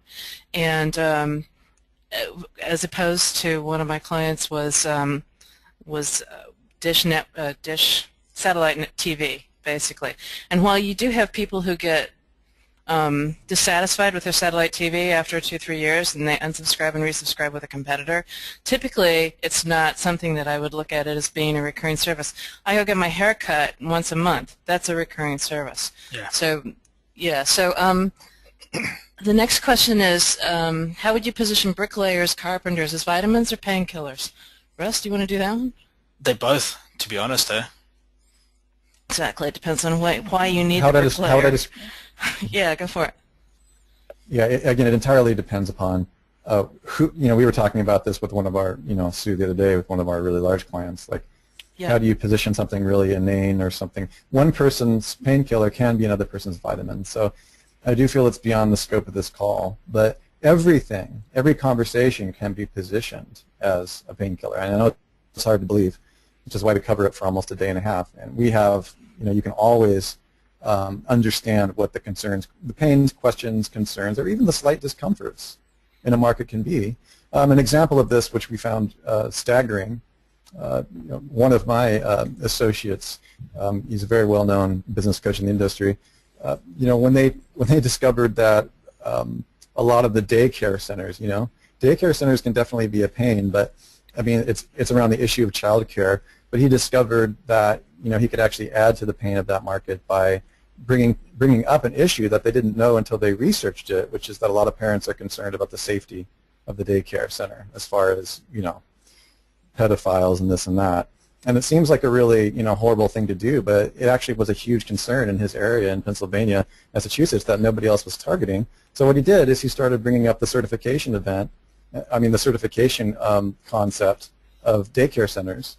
That is your daycare certified? And then all of a sudden the daycare centers that had the extra degrees and the extra qualifications started selling through the roof. He added that to the postcard mailings, to the local search lead aggregation, And that was the only nuance or difference between that particular daycare and the local level and everybody else, and they were outselling by a margin of 50%. Just by positioning one little pane that, yeah, and it came from surveys, but it also it was one of his wife's friends pointed out something that was on television on USA Today or something and brought it to him, and they were like, he was like, Exactly. So, and so that's what it means. Sometimes it can be just the smallest things, and it's paying attention as the market, not as a marketer. Okay, sorry about that. Go ahead. Exactly. Yeah, watch the trends in the markets, because what's a painkiller today can become a vitamin tomorrow, and vice versa. Because, for example, one of the things that we're looking at right now is renovating houses, which normally has, it's kind of a medium sort of a business, but at the moment, because it's very hard for people to buy new houses, renovation has become infinitely more popular. So it's on the upswing. Education is on the upswing, where a lot of times when the economy is good, education isn't so much of a painkiller. But man, when you don't have a job, all of a sudden more education becomes a painkiller. So exactly. Market trending also bears in on that. Yeah. Yeah. And we have whole courses on this, guys and gals, so, again, we can't get too sidetracked, but it's Right. my favorite part. That's the module that I teach in live events, because it's so mind-blowing. So just so we don't get too caught up on that, because it's a massive topic. Just that one node there, like Russ says, we do a day and a half training just on that. So the guys who do our certification, we can actually drill right down into the nitty-gritty of how to actually break us all up. But essentially, to keep it simple for this, whether it's a pain or vitamin, like with a carpenter and a builder situation, I've had properties where the tenants have just left, they're not paid their rent for 2 months, law says I can't go around after 2 months, 2 months to go around, house is empty, walk inside and it's an absolute tip. Doors are kicked in, there's holes kicked in the doors, there's rubbish lying around, things are broken. That's a carpenter, it's a massive pain for me. Got to fix this. Get the carpenter in, refits all the new doors, gets everything done, fixed, painted, sorted out. Otherwise, accident happens, and you just need to get it sorted out. That's not really a pain. Or if it's for your own house and you want to get a new rating done, you phone up the carpenter. That's the vitamin. Please just do this for me so it looks a bit nicer. Okay, so that's typically how you look at it. If there's pain, people will spend more money. Okay. If it's a vitamin, they've got a choice. So typically, I try and focus on the pain side of things. It's just the easier sell to get the guys to get the lead in. So yes, we'll say yes if it is a pain. Then what we do is we drill into keywords using our favorite keyword tool. We import it into DWS, and then once we've done that, what we're looking for is, does it deliver enough conversions to justify the build? Is enough paid search interest in that sector online? And is the cost per click flagged as commercially viable in domain web studios? So in DWS, it quickly tells us what are the important keywords in the whole story. So what we do next then is we look, is the market viable? Okay, is there enough keywords to drive enough traffic? This is a very important part of here. Is there enough keywords to drive enough traffic to create conversions? Because it's conversions that create the leads, which we have to pass on to the other people. So we're always thinking about conversion. The way we increase conversions on our networks is optimizing our pages, getting the call to action stronger, all that kind of stuff, driving traffic from different sources. That's how we increase it on our side, but we can't send rubbish leads to our clients, because if we send them junk, they'll be gone. So we have to always keep that balance really, really right there. If it has got conversions, then what we do is we either drop into the style snooper method, or we proceed to build the website. So I'm going to move away from this screen over here, and I'm going to actually talk a bit more in detail about this first part here first, and then we'll end up on the style snooper screen, where we'll actually discuss that and take you guys through that, because this is a really powerful method. Okay, it works really well, and Sue will give us a few tips on that as well when we get to that part of the presentation here. Right, so identify the sector services. Okay, what I've done is I've put a link. You guys will get a copy of this PDF, this presentation in PDF form, so you can click on that. But basically, that link will give you access to free mind software. Okay, so we can do mind maps in that if you haven't got it. Okay, so you can use this. So end of tenancy has the following services directly associated with it. When we understand who works in the sector, we can understand what type of leads we need to get. So when you think of end of tenancy, someone leaves a house, we need to get cleaners in to clean the house because we don't do it ourselves, we're busy. Potentially have to get painters in, especially if they do smoke. You have to paint out the whole house. That's why I don't get people in the houses that smoke. Carpenters to fix railings, doors, that kind of stuff. Builders, if something's been damaged on the outside of the building, because by law we have to keep the building airtight and watertight. Garden services, typically the garden will probably be overgrown if they've not cared for it. And if they've left and they've just done a runner, 2 months of not tending to the garden, it sprouts up. Carpets, often you have to replace the carpets. Kids run around with juice, they spill the stuff on the floor, carpets get ruined. And then skip hire to take all the rubbish away. Then we need to get electricians to verify that all the electrical stuff is safe. Then we have to get gas engineers in, especially here in the UK where everything's run with gas, to make sure that all the gas is safe and all the boilers and the radiators and the cookers and everything is working fine and there's no dangerous gas leaks. Then typically you need to replace the curtains or the blinds in the house if they weren't worn that. And then we're dealing with insurance claims and legal assistance. So if the house has been wrecked, then you've got an insurance claim that you have to do. So there's a lot of landlords that typically try and skim on the insurance stuff, and when they get bitten once or twice, very quickly they start looking for it. So there's good leads you can make over there and good money. Legal assistance, there's good commissions on that as well, but that's hopping across into the debt sector, chasing guys down. So what we're going to do is we're going to map out the sector segmentation, and what I've done is I've done this for you guys over here. So on this call, we don't have to actually sit and do it. And typically when I looked at end of tenancy, what you try and do is see how many times you can split that market up into different categories. So typically with tenancy or rental, we either got residential or we got commercial. There is nothing else, okay, in this type of sector. Then those the services we identified, we've mapped them underneath that. So when you sort of look at that, it almost looks like a site map or a site structure, okay? And yeah, we're busy using the mind map software to actually map it out. So what we're doing is we're subdividing the sectors into their primary sectors. Then we're listing all the services that are available. And in this example, you can see I've mapped out 12 services on each side. Okay. Some of these services are recurring, and typically when we spoke about regulation, every service and sector has regulations that bind them to certain things. So in the property market, every time a tenant leaves a property, there's a new law that's coming out that electrical safety check has to be done every time a guy leaves. So even if he's been in the house for 3 months, you have to redo the whole thing, and it costs £250. So I spoke to my electrician that does this stuff, and I says, hey, would you like those leads? He says, oh, too right. So it's so easy to get the guys to take these leads off you because it's good money. So with gas, with electric, anything where there's danger involved, typically there'll be that extra recurring thing. So you got someone leaving the property, you have to get the gas and electric guy back in to do the checks by law. So those are leads that you can continually get done. So if you get the relationship right with the landlord and he's got a big portfolio of properties, once he finds you and you've got all your guys in place, he just says, hey, listen, can you get this house sorted out? No worries. We'll send you a quote. Bang. And it just starts happening like clockwork. And after a while, he just calls up the call center and they just do the job for you. Okay. So next we do is we define the service types in each sector. So what I've got here is I've typically got on the commercial, I'll just use commercial. I've gone down to cleaners. We've broken the cleaners down into carpet, office, windows, okay? And painters, we've got maintenance and new work. And we've gone through all these lists and we've actually mapped them all out, okay? So in the members area, you'll get a copy of this as an image where you can actually see how I've mapped everything out. This is an example, okay?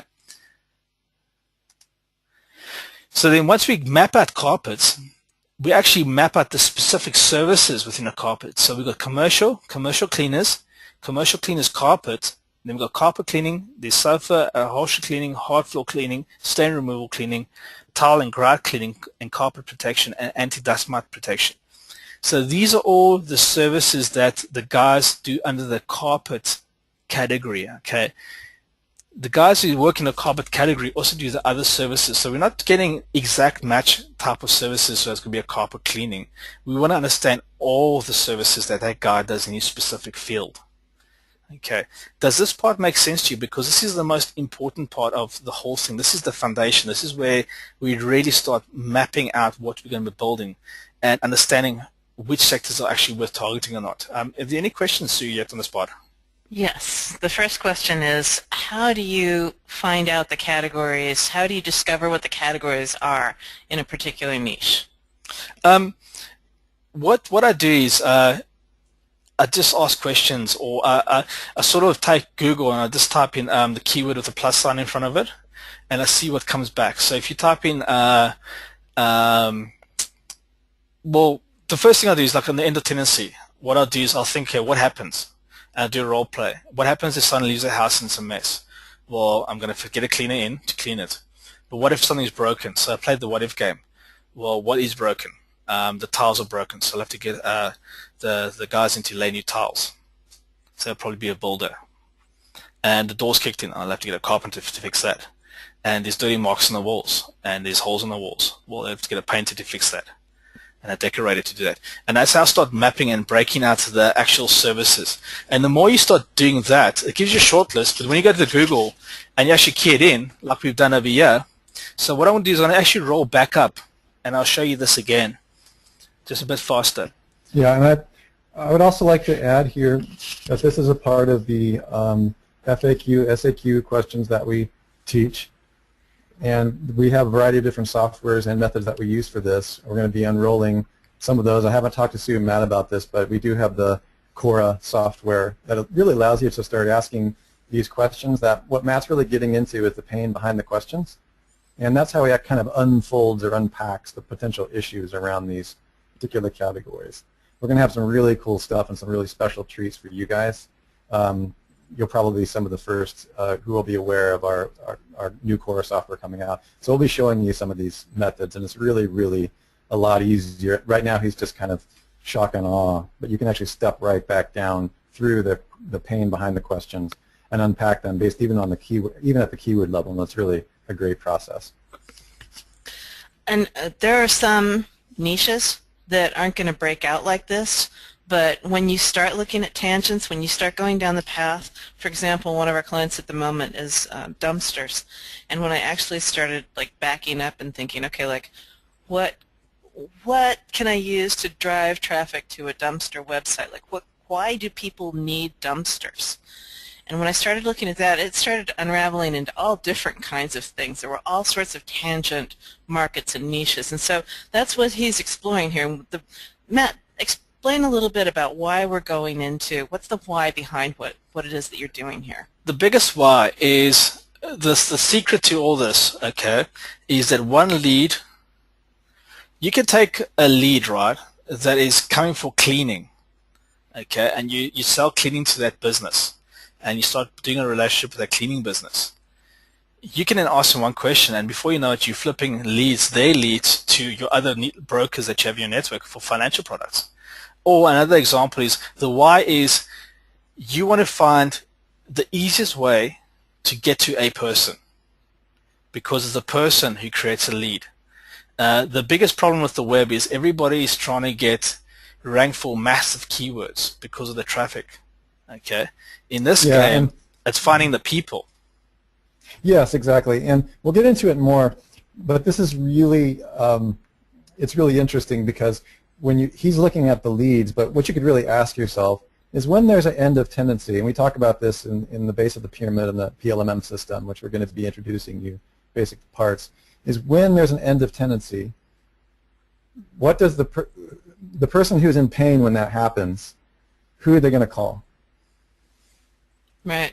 Yeah. Okay. So think of it. It's really straightforward. Like, let's not convolute anything here, guys. Right. It's really straightforward. It's like it's all about pain, and the people who you call when you're in pain are potential. In the lead, the great thing about the lead business, I had some great mentors in the lead business all the way back from the 90s. You know, some of them even on this call. And the bottom line is that what's the pain behind the question?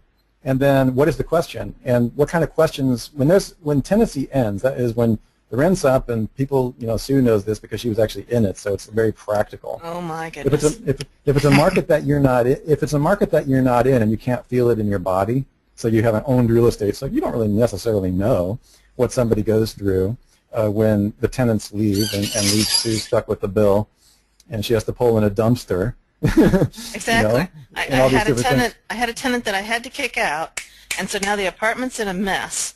And the longer that it sits there in a mess, the more money I lose. Right. So I'm looking for a really quick way to find all of the people that I need to get in there, get the place emptied out, get it painted, get it fixed back up, and get it rented out again. And right. And so that's exactly the pain that Matt's hitting here with us. Right. And so I want to bring this back down to the simplest level so that you don't think that there's anything complex. We're going to be showing you all this.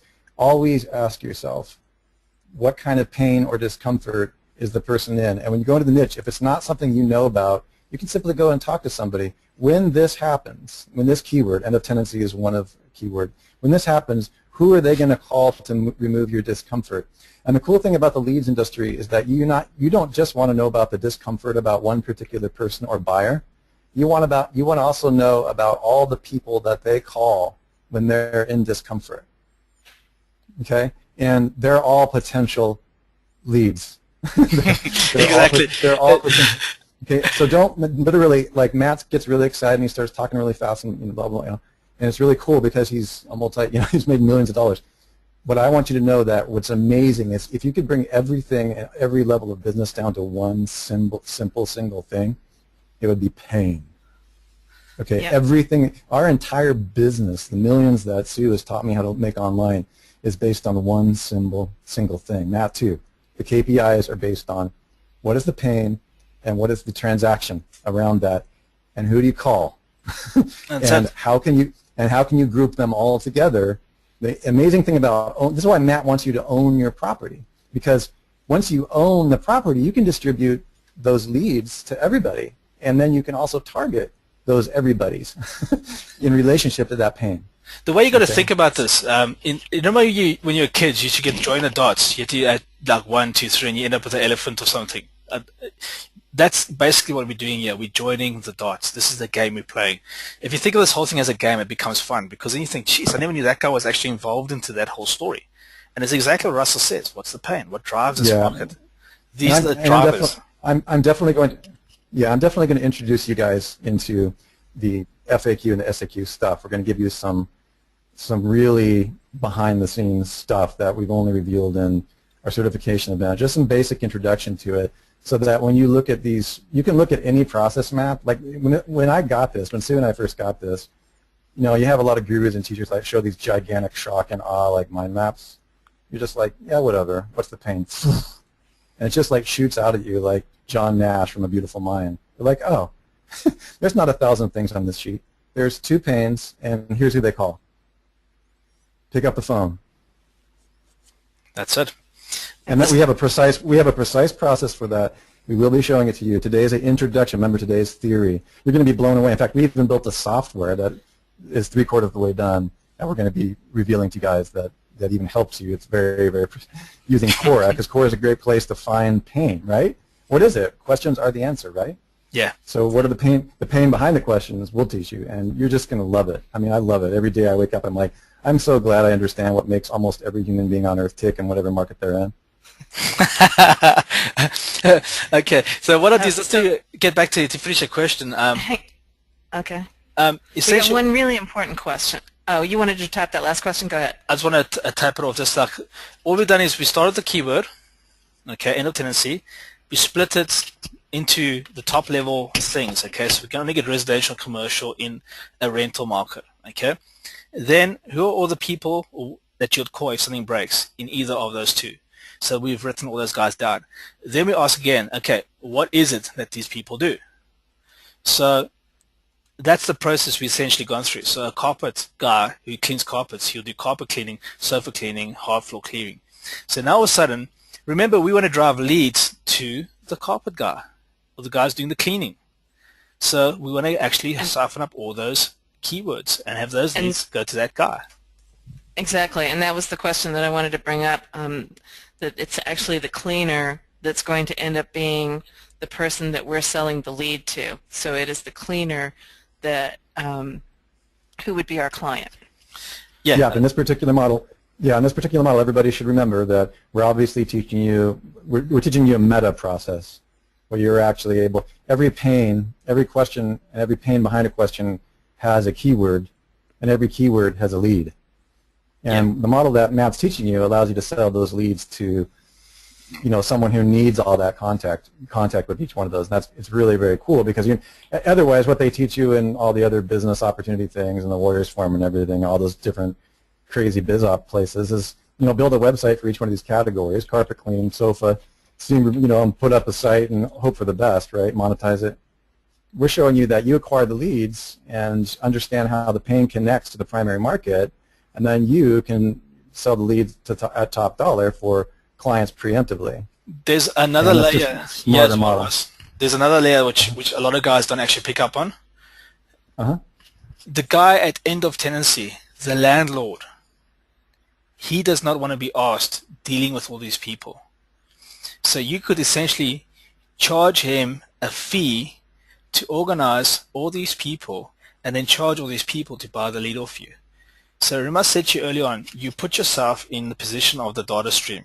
So you take his lead, yes, we'll deal with this for you, and then you say we're going to charge you X amount to organize this whole thing. So you'll pay your set fee or whatever the job, percentage of the job, and then you take those leads from him, get that cash, and you go to the guys that you're distributing the leads to, and you say, I've got a lead for you, and they pay you as well. Does that make sense? Absolutely. So yes, absolutely. You can distribute through wherever, once he who owns the leads and the various solutions that those leads represent obviously owns the market. And ultimately, as you begin to churn this process, you're going to be able to see that the person who's able to pay the most amount for a lead at the end of the day wins. And at the end of the day, you're going to be the person who gets paid the most amount by whoever has it. Yeah. So what's happened in this transaction, if we really step out and look at this transaction, what's happened here is the landlord's contacted us. He's found a website. We need to sort it out. We're taking his lead. That's lead number one.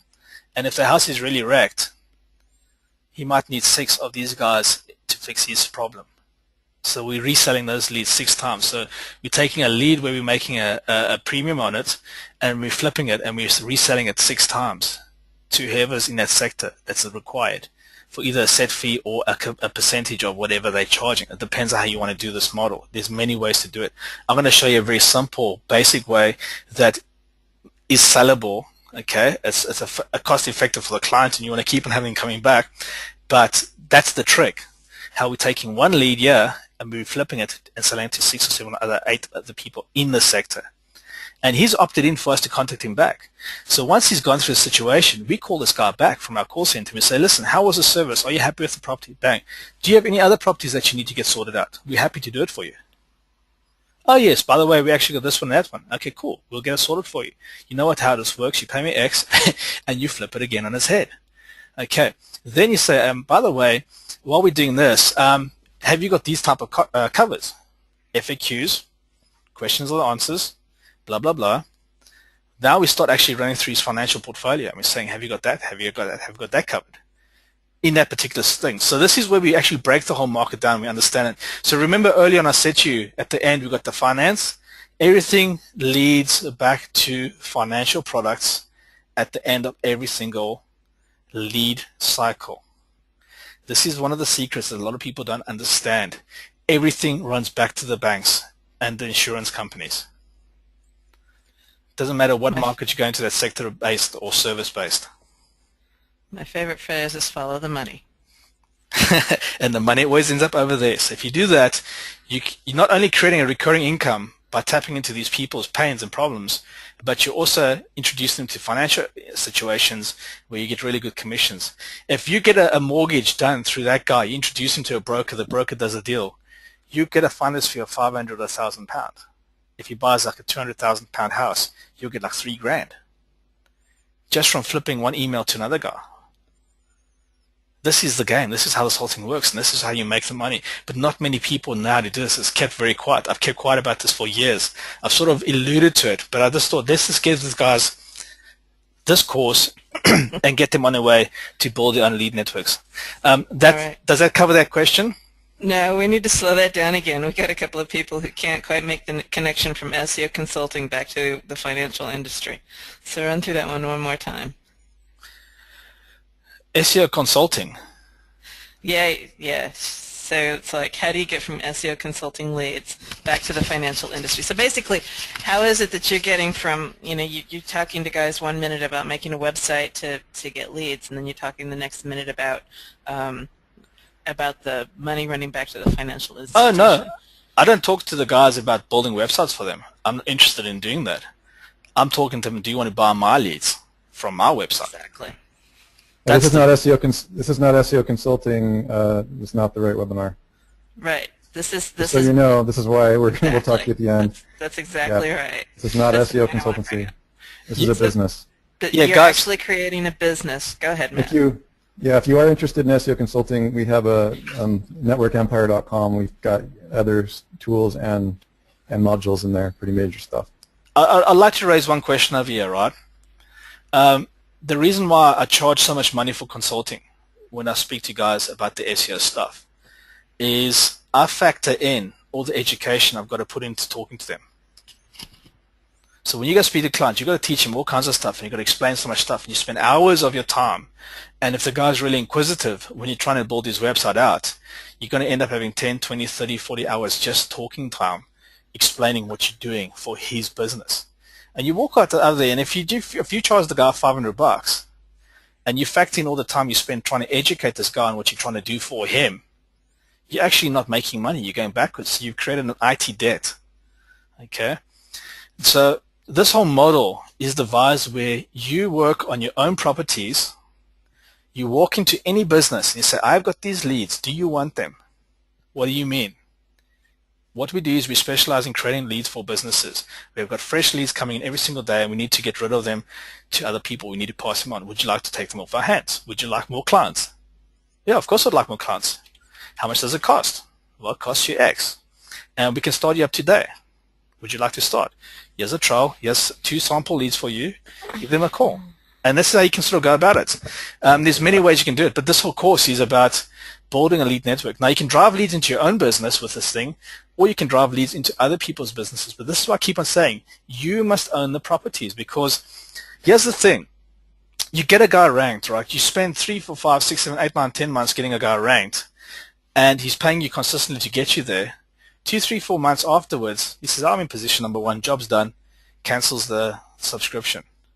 Oh, why did you cancel the subscription? Oh, I don't need your services anymore. There, it's disconnected. That's the end of the transaction. Whack. And it happens from small guys to all kinds of other guys. As soon as they've met their goal that they wanted, as soon as they've caught that carrot that's dangling in front of their face, the carrot is position number 1, that allure is gone. They will stop paying for it. But if you're ranked in number 1 and you've got the lead, you own that property, that territory, they've got to go through you to get the lead. They'll come back and buy it again. And all you do is you focus on your business. So this is what we're doing. Does that sort of cover that question? Yeah, kind of. Actually, she came back and qualified that a little bit more. She's actually looking to promote her own business for SEO leads. Oh, that's fine. She must just map out her sector and see how the people are going to find her. The people, with your business. Well, from an SEO perspective, what type of clients are you looking for? That will be the question you need to ask yourself. Do you want to build websites? Yeah. If that's what you want to do. Yeah. Let me just also add one thing here. I'm going to take the position as the mentee, because I can honestly say that I've gone to a whole new level being mentored by Sue and Matt on this stuff. And I know there's a lot going on if it's the first time you've been exposed to lead KPI. So really what we're looking is at key performance indicators. And what's fascinating, and again, it might get lost in translation, that's why we just need to keep moving through the material and not try to answer every single detail, give an overview. But the bottom line is that whether you're selling or distributing your leads to various market hubs and or the highest bidder or even the lowest bidder, we don't care, you're still, or whether you're doing it with your own business and pulling in leads from a marketing campaign, you're still accountable for the key performances on the cost per lead. So it doesn't matter if you're doing it for your own business, but you should treat yourself as if you were selling leads to yourself, and you will actually make a profit in your business. Yeah. And what Matt has told me time and time again, and I didn't really get it, so I started really crunching the numbers. And you can ask Sue. I hate, wake me when the data is over. I hated hearing about those KPIs until I started looking at some of the hub sites and networks we were building that were not as successful, and at a glance I thought they were, until Matt and Sue started showing me how to just crunch some basic numbers. And you can see, those of you who've been working with us, you already know that Domain Web Studio has those KPIs integrated directly into the system, right? And that's why some of you have become extremely profitable all of a sudden, because you started getting real with what that traffic and that SEO ranking and the actual conversions into leads based on your products and sales actually represent. So now you're not, kind of fooling yourself or confabulating what is really going on with those numbers. So, I'm not sure who this student is, just want to say that you're on the right track. Whether you're selling these leads or keeping them for yourself, you're accountable whether you know it or not.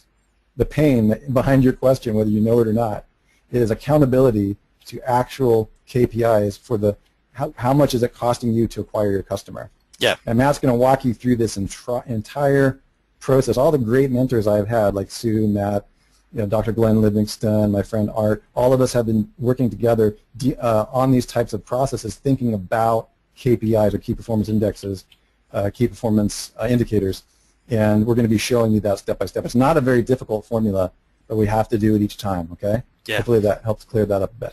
Yeah, and how we got from an SEO lead to an insurance lead, put it this way, you get someone who comes in, right, to your business. I just made that point there because this is typically what happens. This is how far you can actually stretch the cord if you had a cord. If you only want to take the cord from point A to B, which is the SEO realm, and you want to go beyond that, that is your call. That's fine. You can do that. But when I build out lead networks, I want to look at it's almost like LinkedIn. This guy's connected to that guy, or Facebook. This guy's connected to that guy, then that guy's connected to that group of people. Then those groups are connected to a whole bunch of other groups. If you go in 2 or 3 layers, okay, with that lead, that's how far you can actually stretch your lead network out as you're connecting with these people and how they're talking to things. So the way we get from SEO to insurance lead is basically you're dealing with a client, and all it is basically comes in, you're speaking to him, and in conversation you say to him, hey, by the way, we've got these type of services. We can flip you these things, and you can get great deals from these type of guys. It's all part of the conversation. If you're not interested in doing that, you don't have to go to that extreme. Just in this example with the tenancy thing, I know that for a fact I can squeeze a lot more money out of the guy at the top, the landlord, just by positioning things carefully for him and managing his pain. I can turn his one lead into 10 or 15 different other leads. So exactly. The profitability of that one lead. Say now we got 20 quid, £20 or $20 from the end of tenancy guy to do the job for him, to get everything else. We can get $10 from every single other guy we pass the lead on. So that $20 becomes $100. And if the job is done successfully and we do follow-up with the guy afterwards, then what happens is we say, hey, have you got anything else you want us to do for you? Then you start the cycle again. The $20 becomes $100. What does it actually cost you other than a contact? And this is how we start making money through a system. Now the thing is we can systematize this process. This is what's great about the whole thing. We can automate this process so that the communications can either get done through a call center on an outbound call or through an autoresponder. We actually send the guy a follow-up email. Hey, thank you for using our service. We're just doing a follow-up. Are you happy? If you are happy, please phone this number, let us know, or go to our website, blah, blah, blah. It depends on how you want to construct this, and we'll go through a few scenarios about that whole thing. Okay. We've got any more questions on this section here? Once in a while. Karen, Russ? Oh, I was just going to put in a wisecrack. I was basically going to say that occasionally, and it's not really kind of true. Sue and I were talking about this the other day in the macro trend, which has to deal with the waste industry, which is actually a whole lot more pain than I ever even began to suspect. But every once in a while, you'll have somebody who you think is maybe not at the top of the pain come and try to buy your site from you. Like, in this case, like the carpet protection guy, for whatever reason, has done really well and has a lot of money. And so it really depends. Because everything is so tangent or related to a central issue, you never know exactly who's going to try to buy ad space or ultimately buy the leads. It really depends on the industry. But sometimes, you can't really predict where the money is, in the various locations. I was just thinking about specifically the dumpster market because I've been researching that. Yeah. No, this is it's a very interesting game as well. And the best part about this model is you spent years training yourself up as an SEO guy. Most of the guys on this call have been studying the art of getting things ranked and online marketing. You spent a lot of money getting yourself to a point to prepare yourself. This is where you take all that preparation and you apply it now, but you apply it back into yourself, not into other people's businesses. Okay? I know for myself, I've been doing this for like nearly 15 years. But everything I do now, I do it for myself. I don't do it for other guys. If I do it for other guys, I charge them a lot of money for it. Yeah, and Matt, I wanted to also address this while we're here, and then we really should move on. For a couple of the students that emailed me this morning, I know that some of you you've been trained by us for many years. You're great SEOs. You've got some high-paying gigs, and heck, we've even helped you get some really high-paying gigs. And you're not really happy with that. I'm talking specifically about my friend who emailed me this morning. And you just really want to either own your own forum or, better yet, own your own business, work on it, not in it. This is part of the process, because she asked me a very specific question around this. I'm not saying go out tomorrow morning and quit your day job. I mean, that's entirely up to you. We're not saying any of that. What I'm saying is that the mindset of running these kind of thought processes parallel to all the training that you're doing, you'll know when the time is right. And a lot of these things you can start implementing because you're doing it already. But you're just not thinking as deep as Matt's showing you, or as at the structural level or the meta level of owning the business. So it's really important that you start to think tangentially, even when you're working with clients, even if you still have some of those, how to start thinking about this. Because I remember when Sue first started teaching me some of these methods, I was like, oh, I should really be thinking about, who actually owns this website, or who actually owns this autoresponder series. Just start thinking about who owns the infrastructure and the site, and what is your evacuation. This course that we're going to be, many of these things that we're going to be revealing to you are also good hygiene for you to be moving forward and jumping from the website flipping model into the network flipping model. I mean, we do this every day, so it's easy for us, but we want you to start getting trained in this. And part of the reason we're doing this is because we want to get a sense of what the roadblocks are for our long-time community of students. We want to know where that little, that thinking process needs to be altered just slightly to think just a little bit bigger. Yeah, that's a mindset shift. This whole day one is about basically challenging all your belief structures that you currently have about what the web is, and showing you that there's a lot more that's there than what you actually think.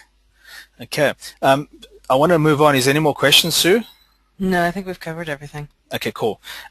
So basically we create a keyword list, and typically all we do here is we take all the services that we've created, we throw them all into a list, and we start off as our keyword list. So that's going to be the top level categories, i.e. cleaning, painting, all that kind of stuff. We sort of want to get an idea of what's happening on the search world, okay?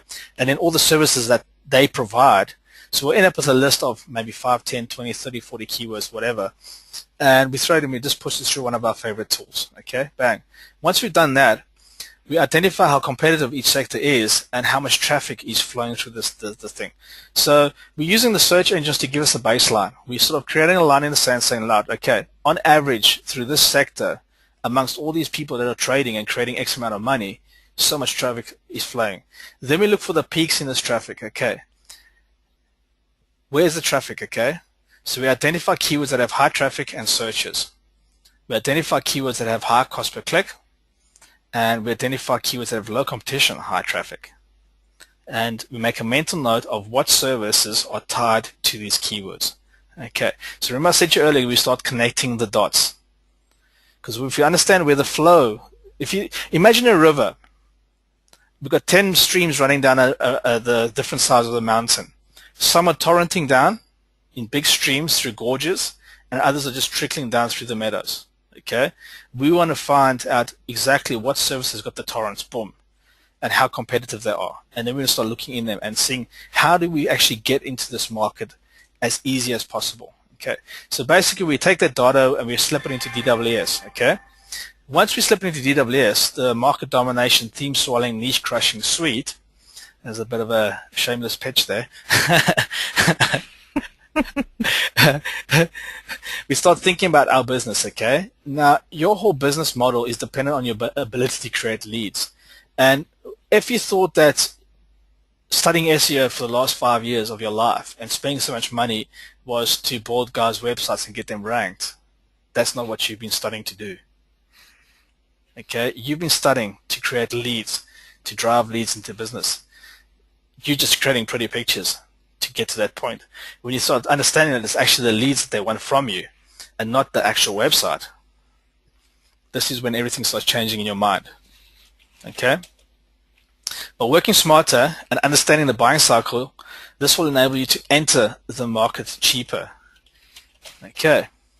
So DWS will give us, with DWS will guide you quickly in finding these most profitable ways to break into the market. So tomorrow we're going to play with DWS, and I'm going to show you how we use that, how we take stuff out of Kraken, out of Market Samurai, how we're going to look at things. We're going to have fun and play around with this, and we're going to actually start building the site out live very, very quickly. Okay.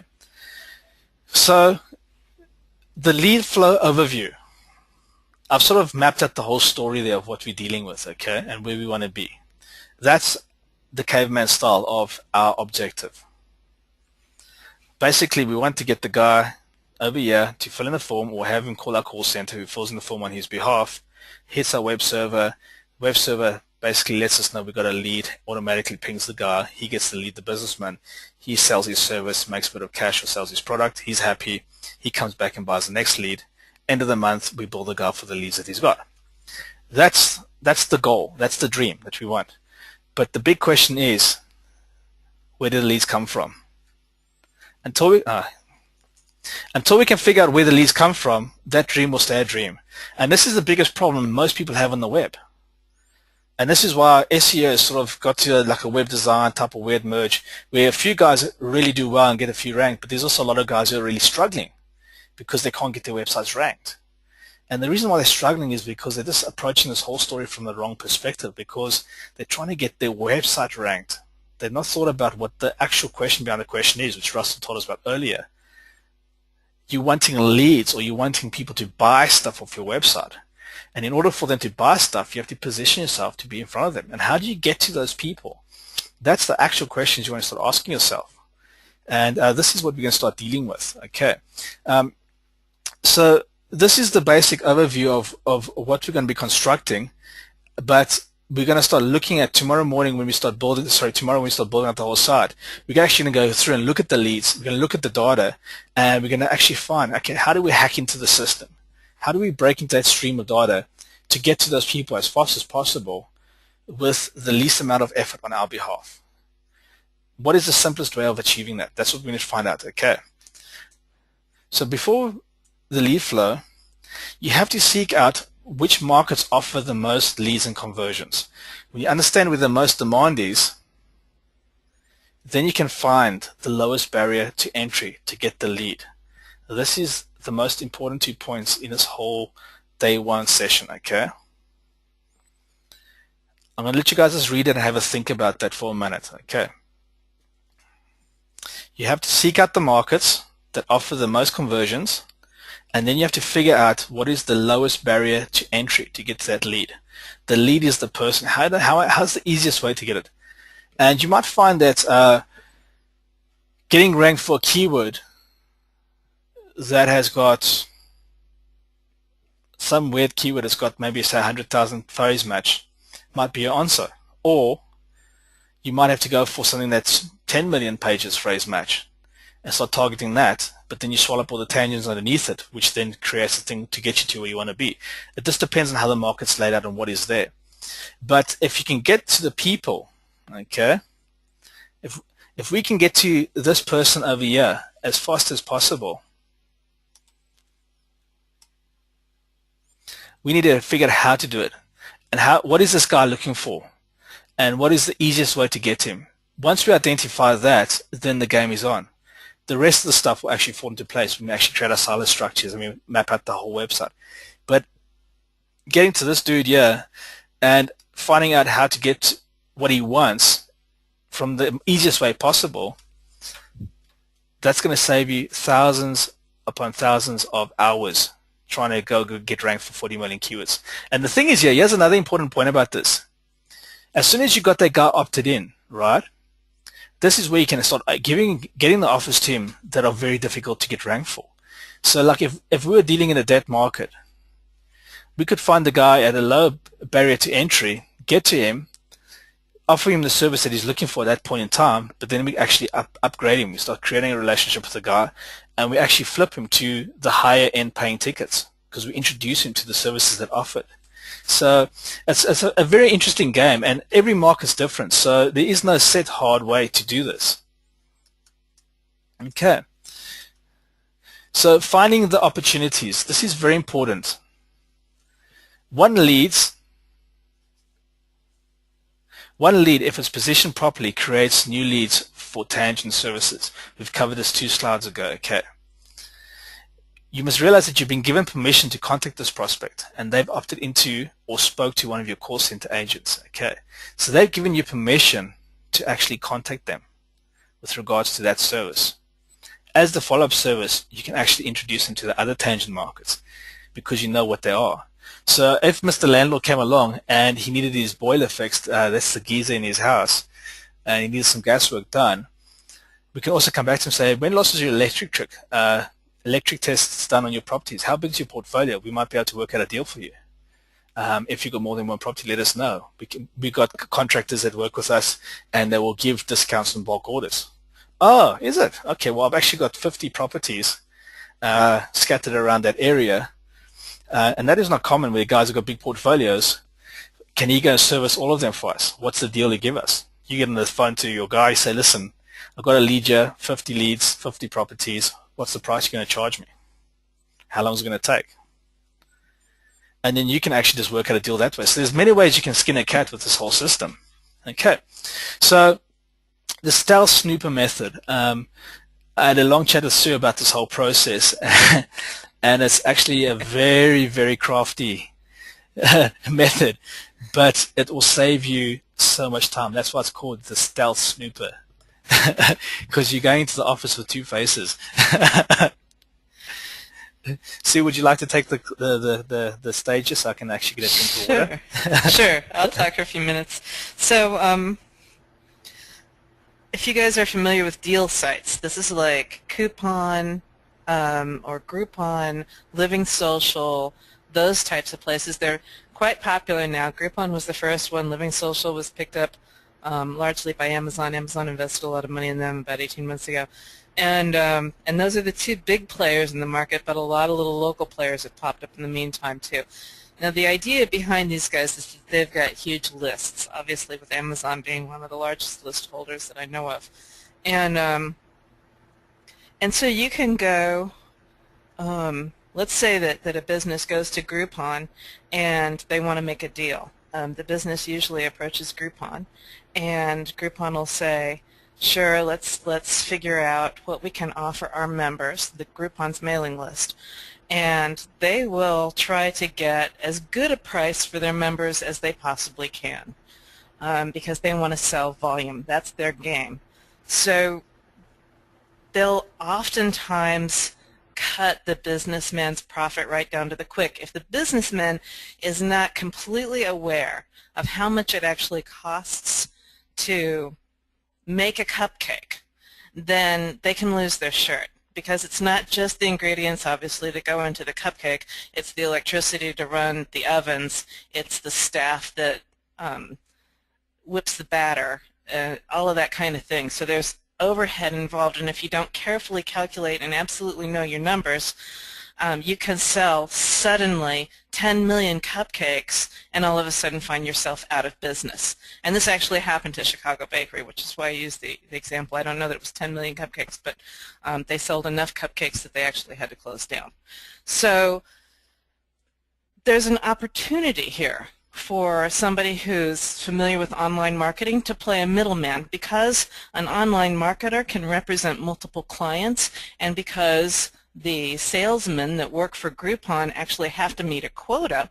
You're armed with this information. You can go in, you can negotiate with the salespeople at Groupon because you're going to bring them more than one client, and you can learn the ropes, and you can sit with the businessmen. You can go in and talk to the businessmen and say, look, I can bring you leads, I can bring you new clients, I can introduce your business to the people that are on this mailing list, and you'll get new business, but we got to make sure that it's in your best interest. So you sit with the businessmen and you talk to them about what their most popular product is. You find out exactly how much that costs and what they can afford to actually lower their price down onto. So the way this works is that Groupon normally takes 50%, but you can talk Groupon down to, say, 40%. You still give 50%, your client still takes 50%, but you can get 10% of the client's cut that normally would go to the coupon sites, and you can end up putting that chunk in your pocket. Sorry, I'm not actually following what's on the screen here, but so that's the premise that you can walk into the store with, right? You can help the businessman. You're on their side rather than, you know, Groupon being self-centered and looking out for themselves and not looking out for the business. You can walk in there, you can help the business guy, and in the process, this is the cool bit, right? In the process of coming up with all of the financial information to make the best possible deal for both the businessmen and Groupon, you understand their entire business, right? You can ask him a few more questions like, what are your pain points? What are your customers' pains? What are the businessmen's pains? You can walk out of that meeting with all kinds of really important information. You're going to know whether or not this is a market that you want to deal in. You're going to know exactly how much he can afford to pay for a lead, and you're going to know exactly what the pains are in the marketplace from both sides of the table, so you can write a killer website. So, and you're getting paid for it. Yes, and you're getting paid for it. You're getting paid for doing all of this research. So you can walk in and do all of that right up front, and then walk away and decide whether or not this is actually a market that you want to go into, and you've established a rapport with that business person. So when you come back, if you decide, hey, wow, this is a killer market, I want to go home, I'm going to build a website while you're doing the whole Groupon deal, right? Because that takes a little bit of time. They'll only do one Groupon deal in an area per market category. So like at the moment I've got a yoga client, and there's lots of yoga clients that are using Groupon, and so Groupon's only going to run their offer in this particular block, and they're going to have some elbow room, calendar room around that sale before and after other yoga places. So you've oftentimes, if it's a popular niche that you're representing, then you've oftentimes got a little bit of playtime in there. So you'll also see what kind of a response comes back off the Groupon offer. You're going to need to sign a contract for them. There's all kinds of other things that have to be in place from this stealth snooper method, which is kind of like giving it a cursory thumbnail conversation here. But you will know in the end what the conversions look like, and you'll know whether or not this is the path you want to go down. So then at that point you can go home and make a website and go down this path that Matt's going to pick up and talk to you about again in a few minutes. And when you've actually got leads in hand and you want to come back and sell them to this person, you've already established a rapport. It's not a cold call at all anymore. This is a person with whom you've already done business. You pick up the phone, you say, hey, Joe, I've got some leads. I got this website, it brought in some leads, are you interested? And there's no reason for him to not say yes, because you guys already know each other. So it facilitates that second part even easier. And you know exactly how much you can get away with selling those leads for, which is just yeah. I mean, I've got to jump in from my end, from my side of the company. Okay. And just I want to make sure, because I know a lot of you on the call haven't seen the perpetual lead magnet machine and are stackable, blah blah blah. The whole thing is that it begins, the foundation of your pyramid is research, and we were talking about the pain behind the question, and these, like Sue was just saying. So what this is doing, this is like it's actually like a triple or quadruple touch, where you have to perform market research anyways. You have to discover the pain behind the question anyways, and sometimes it's good to get out from behind the desk, or at least hire somebody to do it, or talk to them on the phone. And so this is a method where, you know, and I was talking to somebody the night before last, and yes, the Groupon method and the couponing method, and there are several courses out there, and she had taken them. Yeah, they're $900 each. And you guys paid what for this course? Yeah, it's all in there. but it also integrates. It's integral. Yes. Meaning we are going to show you how to use it for a quadruple touch based on higher level knowledge that is moving you towards owning the platforms that you're SEOing and distributing the true currency, which is transaction and leads, while you're getting paid immediately, if you can, within those models, to determine whether or not you even want to get into the market to begin with. Right. I'm sorry, but it's a real mind blower. It's just killer. Mm-hmm. That's why it's called the stealth snoop. And for those of you who really want to get deep into this method, there's a couple of courses that we reviewed. We're going to put some stuff in the members area. We'll put more information in the members area, but there, like a list of coupon sites that we have, and a couple of contracts and some things that you actually need to know. But if you really want to get deep into it, there's a couple of courses out there that are absolutely incredible, and we'll put up some links to those too. So it's obviously an additional price tag, so I wanted to give you enough information that you didn't have to go down that path. But for those of you who want, the business in the box side of that, it's and that's the main thing is that several of my friends in the Groupon only industry, they don't even know what a website is barely. This has nothing to do with SEO. Right, absolutely nothing. It's fantastic. It's reconnaissance. Yeah, it's fantastic for you, but I mean for that, I'm talking about people that are only doing the. Well, yeah, it's a business in and of itself, but it's also great reconnaissance. It's only reconnaissance if you've been taught that. But what I'm saying is that model that several of you have pinged me on this. Yes, it's out there, and yes, we do know them, and it's been really, really great for just 100% sales folks on the street that maybe don't have a web business or don't know anything about traffic or anything like that. I mean, it just works. You don't even have to have a computer really. You can almost do it. You can just have an iPhone. So these are things that we're just including in as part of the process, because the model is shifting right now, the whole Groupon model, and we're going to talk more about that later on. So you always hedge against everything. You don't want all your eggs in one basket. So what we aim to do is make you both aware and prepared. And those of you who've known us for years know that we are futurists. We don't just claim to be the Nostradamus of something. We make sure that it incorporates in what's already been researched and integrated. So we want to make sure that you know what's happening. We'll always let you know what's happening with the changes.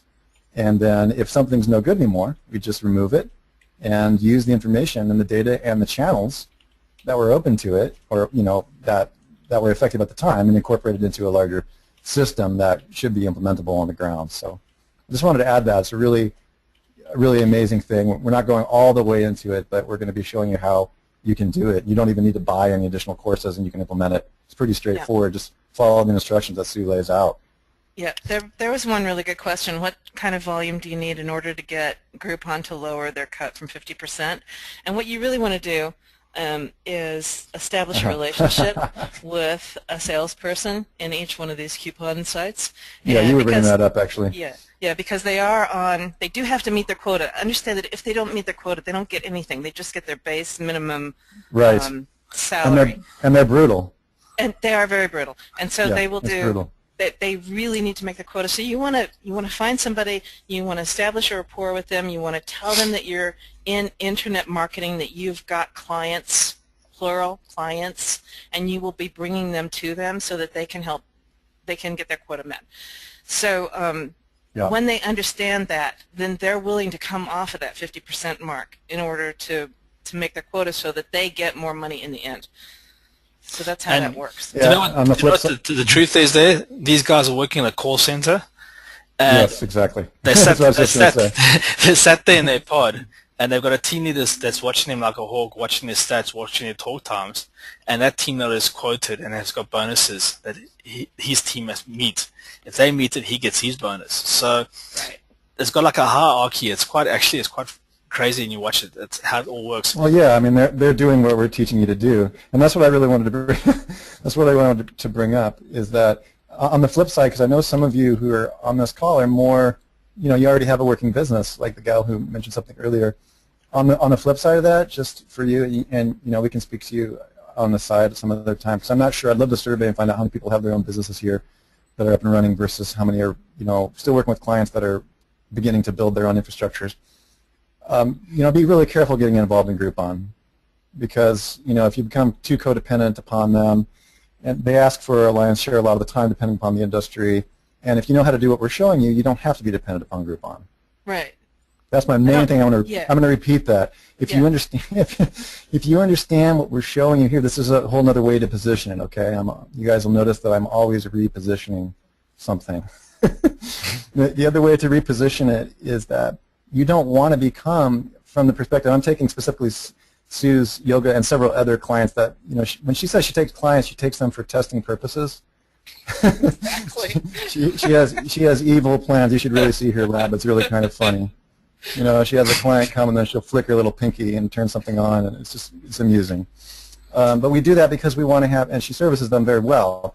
But we do that because we always test stuff before we bring it to you in the real world. And the main thing I want to say for your own business is, if you're a Groupon type of product or service, just be careful. You're better off learning this, and so that you can just basically tell Groupon, how shall I say it tactfully on the call, to go take a hike, a flying leap, if you don't want to use them, or they start charging 60% of your yoga retreat or something like that.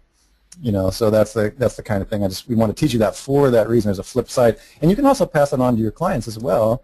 That you're a stable source outside of that. If you don't end up using the Groupon model with them, you can reposition yourself to replace the Groupon model because of what you've built. Yeah, that's the whole point. The whole point is, you want to get in here, you come in here, you do the snoop, you introduce them to that, you get traffic, they get results, they got clients, they're busy. As they're busy, you're driving traffic into your system. You've left there with an agreement for Groupon, you got a commission, you've been paid, you understand his business, you understand exactly how much he's prepared to pay to get a lead. And when you come back, you can actually come back to him and say, listen, you're paying Groupon X, we can save the leads for Y, which is a much better deal. And we've got X amount coming in. Or if you're Sue, you can say to herself, she can say quietly, not that she's ever done this, there's not enough money in this market. Here, take this Groupon code. Cha-ching. Exactly. You can go into the business. She still got paid, and she just didn't take the client. Exactly. You can go into the business, and you can do a recon on the market, and you can do a recon on that particular person, that particular business owner. You can decide whether or not you want to do business with this business. You can decide whether or not you want to do business in this market. And if either of those are a no, you just move on. You can go to the next yoga client down the street. You can do another Groupon with them until you find somebody whom you like and whom you feel is reputable and you want to do business with. And then you can build that and go back to them with the leads, right? In the meantime, you're getting paid for your recon, which I just think is brilliant. Fantastic. Good. Okay. So that's the method. So basically, we've discovered this opportunity. We do the method. We verify our thoughts with people that are in the industry, and then we proceed to build a site. So before we get to tomorrow's session over here, I'm going to go on and actually talk about the client model, like we said earlier. In this, we're talking about finding the ideal prospects, and there's a few things you want to do when you're looking for customers to buy your leads. Okay. The first point is use your time wisely. Now, the biggest time suck when acquiring clients, especially in the SEO model, is when you have to educate the people. That it takes up so much time. When you have to explain to them what Google Plus is now. You spoke to the guys a few months back, and it was Google Maps. Now it's Google Plus. And now, what's Google Plus? And they're very confused, and it's just hours trying to explain to them what a page is on the internet. So Google Plus what? Plus nothing. No, it's like Google Plus what? Google Plus Network Empire. That's it. So rule number one, use your time wisely, guys. Find customers that are, one, sold on your idea of buying leads off you. Two, they must have money, okay? Three, whether you've got the highest possibility of being successful in that sector. And three, you want to look for pleasant prospects or clients, okay? So that's the top level things you want to sort of find here. They must have money, they must be sold on an idea, i.e. they must have at least done some online marketing and spent money there. And if a guy comes to you and says he wants to earn debt, you say to him, well, have you got 4 years worth of budget to spend, 40 grand a month? No, I haven't. Well, thank you very much. I can't help you because that's what's going to take. So the things to avoid is startups, okay? Startups will consume a lot of your time and a lot of your resources because they want you to set up their business for them. and that's just the way it is, okay? They're very amped, they're really keen to get starting, they got all these ideas, and they're going to end up asking you 1,000 questions. 2, prospects who don't have money but want your service, okay? You don't want to deal with those type of guys. Okay, let them sort themselves out first, and then you deal with them when they sorted themselves out. I'm not trying to be funny or anything, but it's just, I've just got your guys' time at heart here, and I want you guys just to sort of see how I deal with things. 3, prospects who don't spend on advertising already. If they're not marketing online already, don't bother trying to convince them to do it, okay? Just leave them to it and find someone else. There's tons of people in the world. Next one is prospects who question everything you do. Okay, if you're doing something, typically you'll get clients in the SEO model where, oh, why have you done that? Why? You got 1,000 questions because they want to either learn or they just don't believe anything you're going to do is going to. Stay away from those guys, because if they're asking you a lot of questions up front and questioning everything you're doing up front, for the next 6 to 8 months, if you are doing work for these guys, that's what's going to be. Okay. Those type of people will consume hours of your time, hundreds of hours, and that's where you create a lot of IT debt. Then you get to the end of the month and you actually find out, hey, I've not actually made any money this month, and it's because of all the chatting. It's all the time spent talking to these people. They're just like parasites. They suck your time, and you need your time to create your own network and build and make your own thing. So that sounds a bit harsh, but it's just the reality of what we're dealing with. Okay, people that you do want, the qualifiers are they advertise online, they spend money on advertising in their business, they have trained sales staff that convert leads, or they're good at converting leads themselves. They have a good reputation with customers, and you can do a quick spot check on these guys just by looking at their Google Plus page, plus what, and seeing what type of things they're saying. There's no point sending leads to a business if they got a bad reputation, because their reputation will actually make those leads not convert. It's great if he's paying you, but it's not great for the person who's actually signed up for the service on your website, and you want those guys to come back again for repeat business. Okay, they're not in overly competitive markets online. They have a great product or service. The company has the capacity to grow. If you turn the lead engine on, right, and you start turning on all the marketing channels, and you're making really good money, you always got to be aware of the person you're driving the traffic to, his ability to actually control those leads. Okay, if you swamp him and you bury him under leads because you've turned everything on and you can see the money's coming in, but he's got saturated and he's not ramped up his business to address or deal with that, essentially he's going to turn around and say to you, stop. And you can't stop the engine when you turn it on. You can, but you don't want to. Okay, so make sure they got the capacity to grow, else find a way to split the leads, where one lead goes to one guy, another lead goes to another guy, and you sort of divvy it out.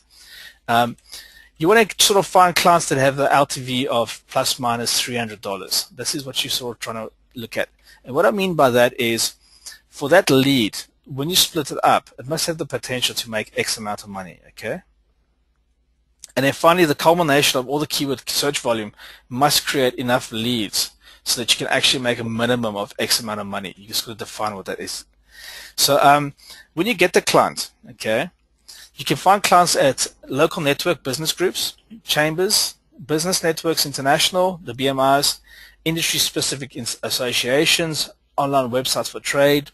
And then if you don't want to go to any of those places, you can go to good old faithful yale.com, key in your primary keyword and the locale you're after, and you'll pick up 10 or 20 or 30 businesses in that area that you can actually just go speak to. Okay. And here's the thing about Yale.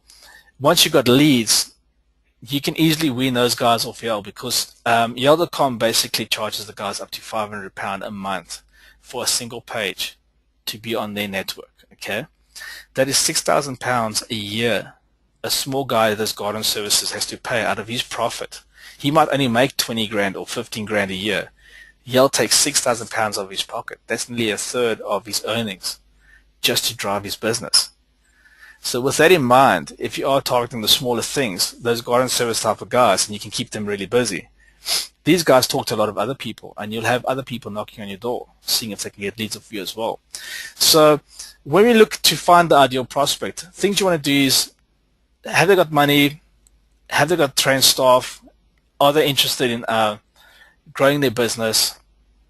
Have they got a good product service? Have they got a good reputation? How long they've been trading for? Those are the things you sort of want to look for, and those are the clients that you want to flip your leads to, because you'll have less problems with them. Okay.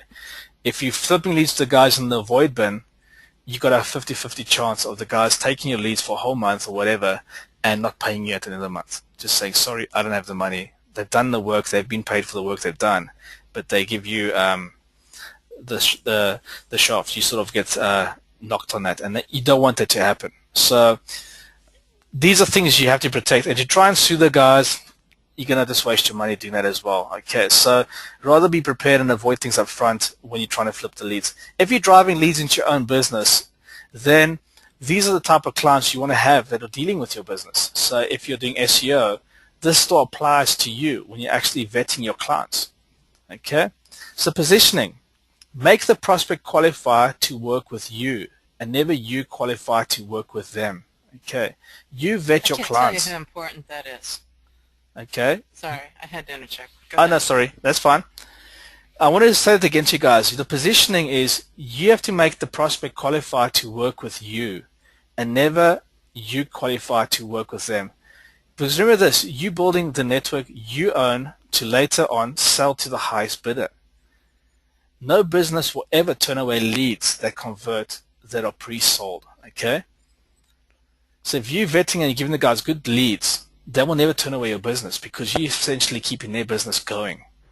It puts you in a very powerful position. Yeah, and and again, we'll show you some things. This is probably one of the, besides the team building synergy that Matt and I talked about at the beginning of the call, this is an area of Sue's expertise, is vetting, because of the many, many years she spent in multi-million-dollar enterprise software platforms and just many, many reasons. She's just a smart business person. She's taught me a lot about that. There's a lot of services that you can use and methods that you use that I'm still surprised today when we have students, even when they come for certification, but they don't really go to basically the free or almost free sources to determine whether the company that's interviewing them actually has any money, or if they're about to go out of business, or if it's in somebody's basement, or if it's their cousin, or, you know, I mean, just thinking about, I know it's basic stuff, but for those of you that, I mean, everybody's at different levels of being able to profile. It's called profiling, basically.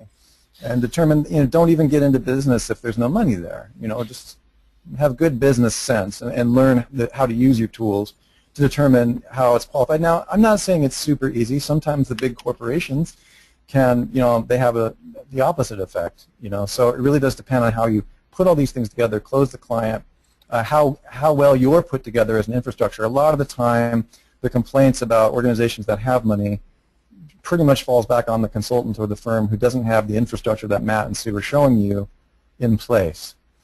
And so the person, you know, I would almost always go where the money is and have my contracts and my things streamlined and in place, rather than, you know, try to help a company position them. You just don't want to do that. I'm just re-emphasizing that because, again, like that's what Sue was looking at. It's just really important. It's rule number 1 or 2 on our list. And there's also another, well, you could almost call it sinister reason why we do this. If we think of our end game, i.e. potentially selling out our network to a big corporate, how are we going to achieve that goal? The only way you're going to achieve that is if you take money and you hit them in the pocket. And the only place you're going to hit them in the pocket is if you scoop all the good clients that pay month in and month out. You want to focus on taking those people away from the likes of Yale.com, and you want to have them running through your network, okay? When you do that, they will feel the pinch. All of a sudden, one locale that they were doing really well in is just vanished, boom, and they wonder why. And they'll get in the phone call, and then the guy will say, listen, you guys are just too expensive. I'm getting my leads elsewhere. Where are you getting it from? I ask. It's none of your business. And they'll soon find out who you are and what you're doing, because they'll look at the rankings, they'll see your networks popping up, and if you do enough damage to the guys, they'll just come and buy you out. And that's essentially what you want to do, because you just pop up and build another network somewhere else. So this is a really, really important part of the whole process. And it's also important for your own business, especially if you're doing this for yourself.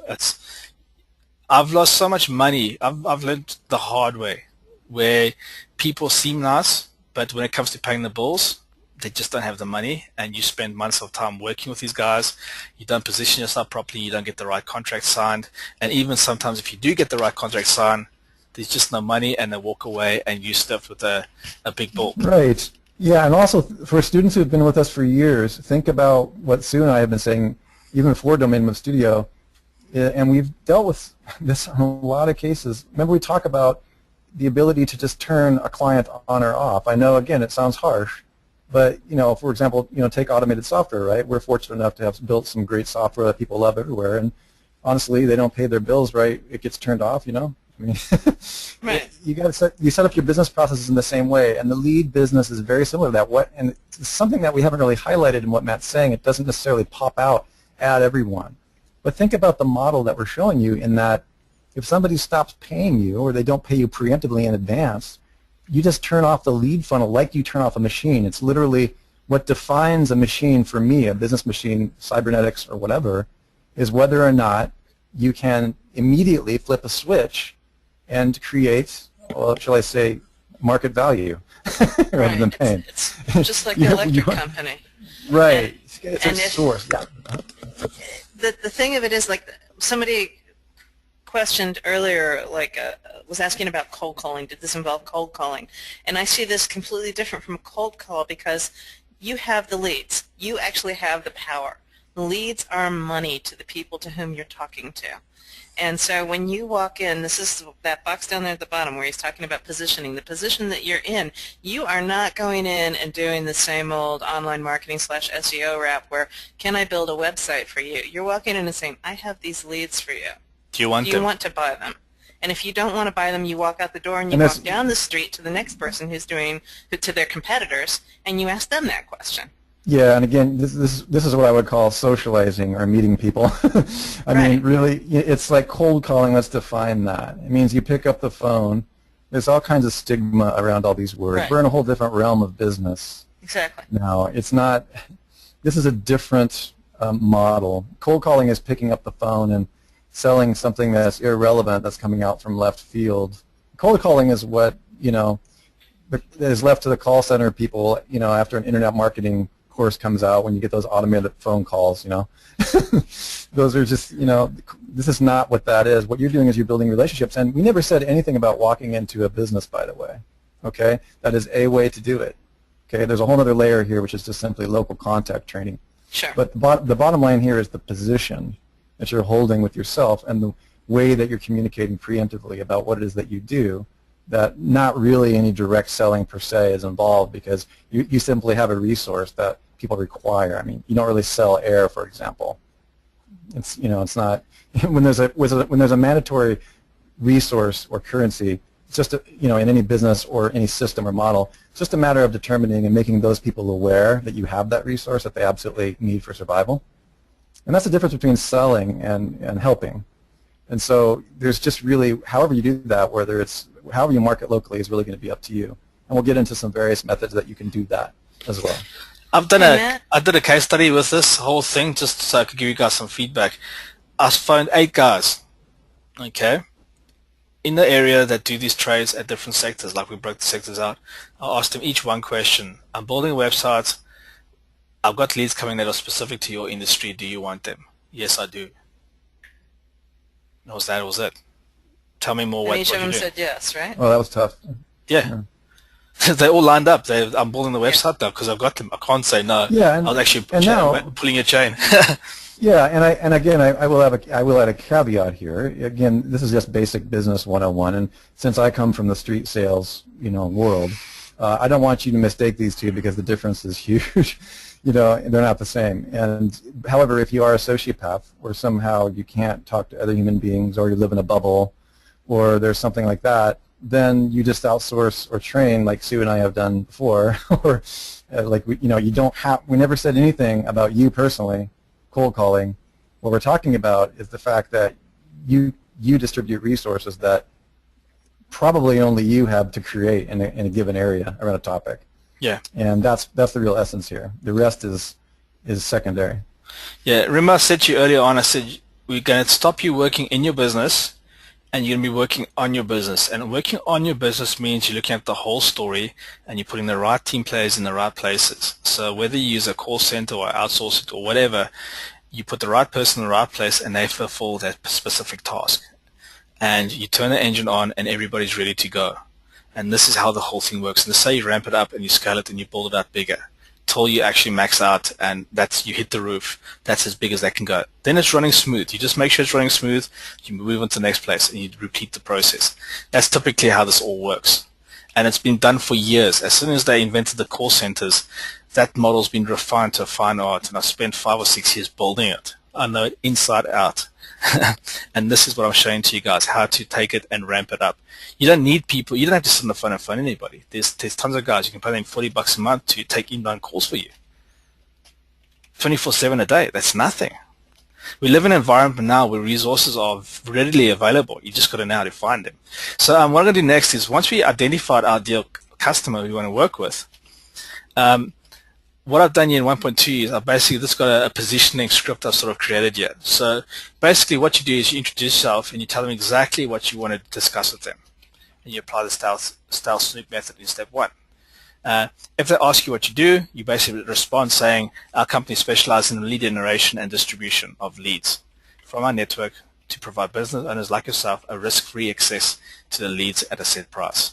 So there's basically our one-liner, and that works because this is what I've tested with 8 different businesses in different sectors, and they're all interested. I watch all the ears lift up. Boink. Oh, really? Oh, I'm interested in that. And the risk-free part there is what is so true, because there is no risk to these guys. If you don't get the leads, you can't sell it to them. They've not spent any money yet. Okay. So the benefits of using our service is saving you time to focus more on your business and not trying to figure out how online marketing works, saving you money. Our rates are far superior to the likes of Yale.com. You only pay for leads that you receive. Reducing your online expenses, site design, $695, landing page, $300, content creation, $300 a minimum, video creation, $495 a minimum, video marketing, $225 per keyword, article marketing, $225 per article. I just made up a list of prices that guys typically pay, and the biggest benefit for them is they have access to leads. So if we just summarize what we just said to them in the response is, we basically said, we're going to save you time, we're going to save you money, we're going to reduce your online expenses, and you're going to have access to constant leads. So you focusing on what you're best at, you're doing what you've trained yourself to do for the last many years. And for the business owner, he's focusing more on what he does. So if his job is to screw in a light bulb, then he can be the best at doing that, because he knows there'll be 50 leads coming in a day for him to do that. Okay. So what you do next, then you just ask the business owner what he does in his business and who his ideal client is that he's looking for. Basically, you respond, you take note of what they say, and then inform the prospect that you're looking for new clients in the area to provide leads to, and ask them if they would be interested in trialing a service. So most of the times the guys say, yes, I've not had anyone say no to me yet. Okay. Then you inform him of a few samples that you can try, offer a reduced trial price. It's up to you what you want to do. And the prospect should be able to call these leads immediately. So don't send him old leads. Make sure the leads are fresh if you can take them in, okay? The leads must be qualified and hot off the web. Old leads will destroy your credibility. This is very important. Don't try and flip old leads, because they'll say, we don't know who you are. Okay. So to get the client to sign up for a 30-day trial for X amount for the leads and agree the price, you want to leave that office with basically a contract in place stating that this guy's wanting X amount of leads. So by the time you get there, and when we start building up the site, we'll have a good idea of roughly how many leads we'll have available from the entire project, okay? And we can use guidelines of like pay-per-click data and all that kind of stuff to give us a good idea. Then what we'll do is with a quick little trial, we'll turn it on, we'll drive leads, we'll see what happens. That will allow us to actually test the website, fine-tune it, optimize it, and the byproduct of that is the leads, which will then straight away walk in and say, look, here you go, boom, give these guys a call. And that's the game is on. So it happens really, really quickly. Okay. So the key point here for your positioning, okay, when you're talking to your ideal customer, is he wants to be led. He doesn't want to be sold. You don't want to hard sell him. You want to lead him. And that's why you walk in and say, hey, do you want leads? You're like, what do you mean, do I want leads? You've not sold him anything yet. You're just saying, do you want to buy them off me? I've got these leads coming in. Do you want to talk about this? Okay. Now, if you're in the business of doing SEO, just by walking in and offering the guy leads, you can still build your lead network, But at the same time, if he's got SEO stuff that he needs done, there's nothing stopping you carrying on doing this. Right. The bottom line is it's a win-win situation. You can grab all that work and put all that money in your pocket, and you can still work on your own network at the same time. Okay. So it's up to you how you totally want to do this. So then the ideal customer closing the deal. At this point, in order to close the prospect, you need to address the following, okay? You have to handle the prospect's expectations, okay? And you have to handle his objections. So if he says it's too expensive, I don't need this, what is your experience? I can do this myself. Be prepared to lead the sale and be confident, okay? Having the leads available is a winner. It's a definite winner because it changes the whole vibe. The whole conversation changes, okay? And confidence is key here. If the guy says it's too expensive, you say, well, why is it too expensive? Talk to the guy. Because when you go to speak to his competitor, at least you know that you can reduce the price a bit to make it work. You've got to figure out what's the best sweet spot. Hopefully you figure this out before you get there. Okay. Another coin point, don't bore the prospect with technical data about your network. He doesn't care. All he wants is the end result, the lead. Okay. You want to keep the conversation about his or his business you want to keep the conversation on his business, okay, his or her business, and how they can increase their sales by working with you. And you want to keep on keeping to the point of what you're there for, and don't get caught up in chatter. So speak to him about his business. Don't get sidetracked with being too polite and social, because it'll just dilute the whole effect of what you're trying to do. Okay. So basically, this is the closing of session 1. I know I've spoken a bit longer, and I hope I didn't bore you guys. But basically, just to recap and summarize what we've gone over today, these are the core foundation points that I need you guys to just sleep over or think about today, because these are very, very important. They what drives the whole engine. So whether you're creating leads for your own business or for selling to other people, these are the primary things that you need to master. Okay. You need to master how to find the market. You need to master how to segment the market. You need to master how to find the lowest barrier to entry into that market, because we are after the people. That's what we're after. Rankings are great, but you can have hundreds of rankings with no traffic that converts. We want to find the converting traffic, okay? We want to identify the primary lead types, okay? What are the core keywords in the web that actually drive the leads, okay? Once we identify those keywords, we can then speak to the businesses in the sector and get an idea of what works for them. Okay, what is what the clients want? What is what they want? And then we plan out a lead engine strategy. We line up the clients to buy the leads, and then basically we start the game. Okay, and this is the whole session. Okay, this is the whole plan, and this is how it works.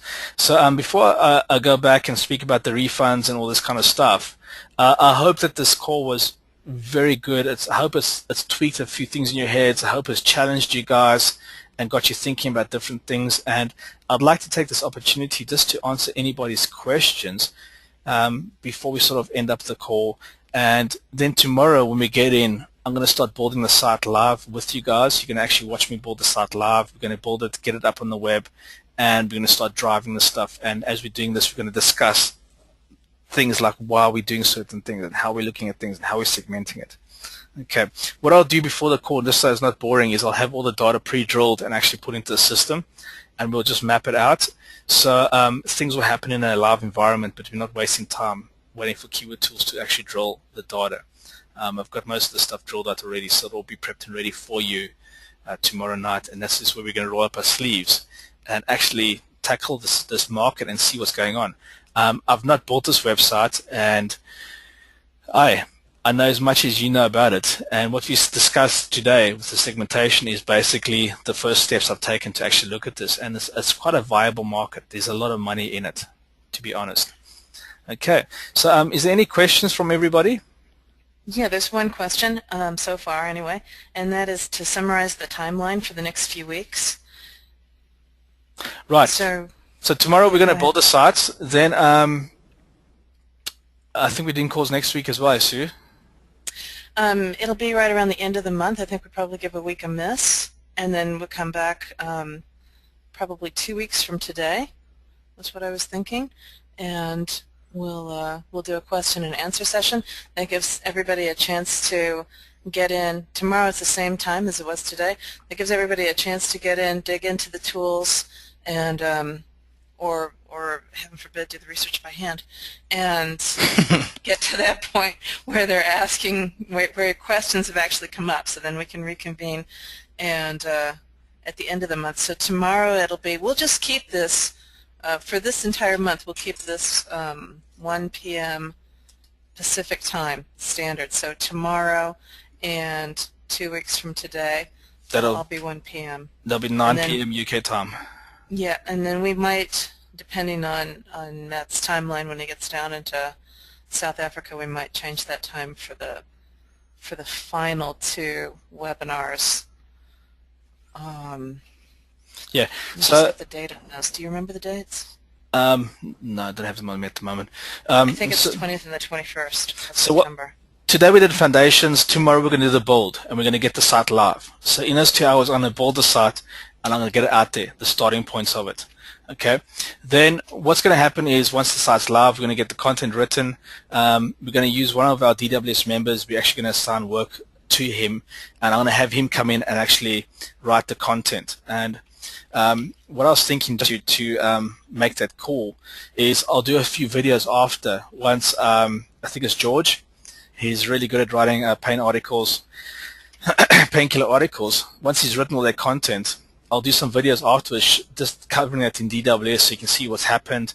We'll publish the site. I'll send you guys the links to the site that's live, and then we can start watching what's happening in analytics. Okay, we'll be tracking this, and we'll let you guys see what's going on over there. So you'll have the bird's eye view of the whole story. And then that'll give you guys time to start building your stuff out, working on your projects, getting that live. And then when we recap to do the FAQ, then we'll answer all the questions. Then when we get back, the third session is all about traffic, how we're going to drive traffic, and how we're going to ramp up. So hopefully by that time we would have done some tests, we would have fine-tuned and optimized web pages, and they would have climbed quite a bit up the rankings.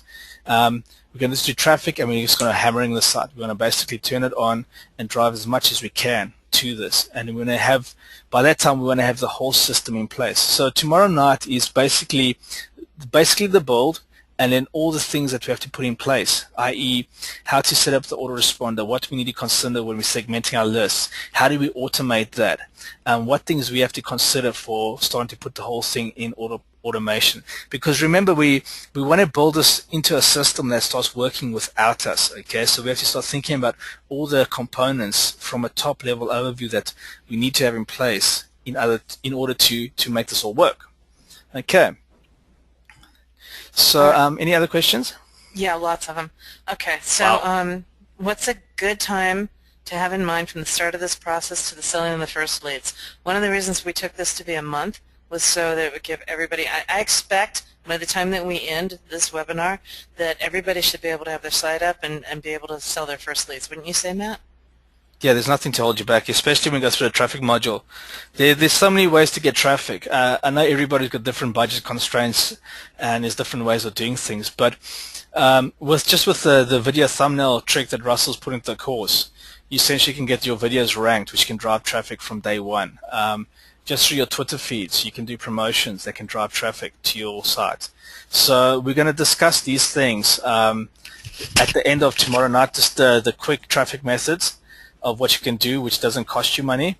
And then obviously we're going to go into like the CPA stuff and the PPV, where we look at where depending on what you're selling and what the service is, we can actually use PPV traffic, and we can get all kinds of other types of traffic to actually drive people through our site and our network.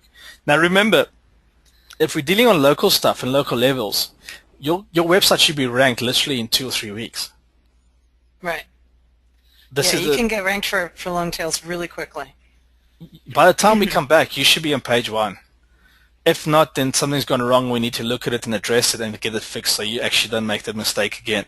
So the way I'm going to show you how to build this out tomorrow, and how we're going to look at the targets, and how we're going to play with the we've created a little tool for you guys called the Prospector. It's a cool little tool, and it's got 2 personalities.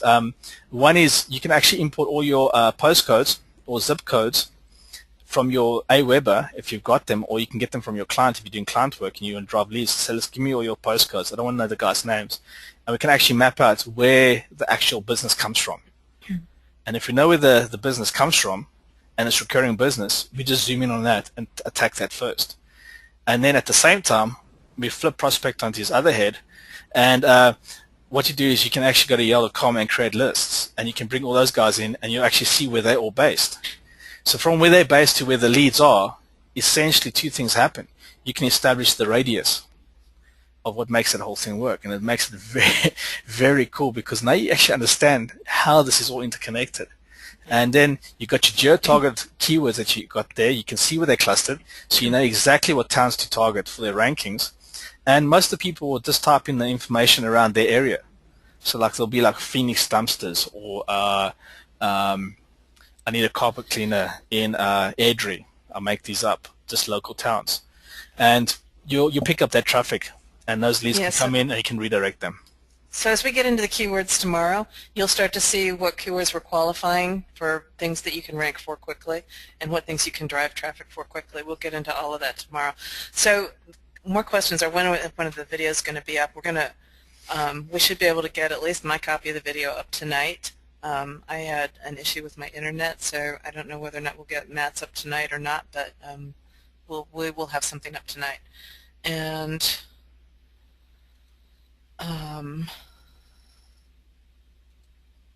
the video is going to be posted inside the members area. I'll send an email out to everybody so that you know when it's up.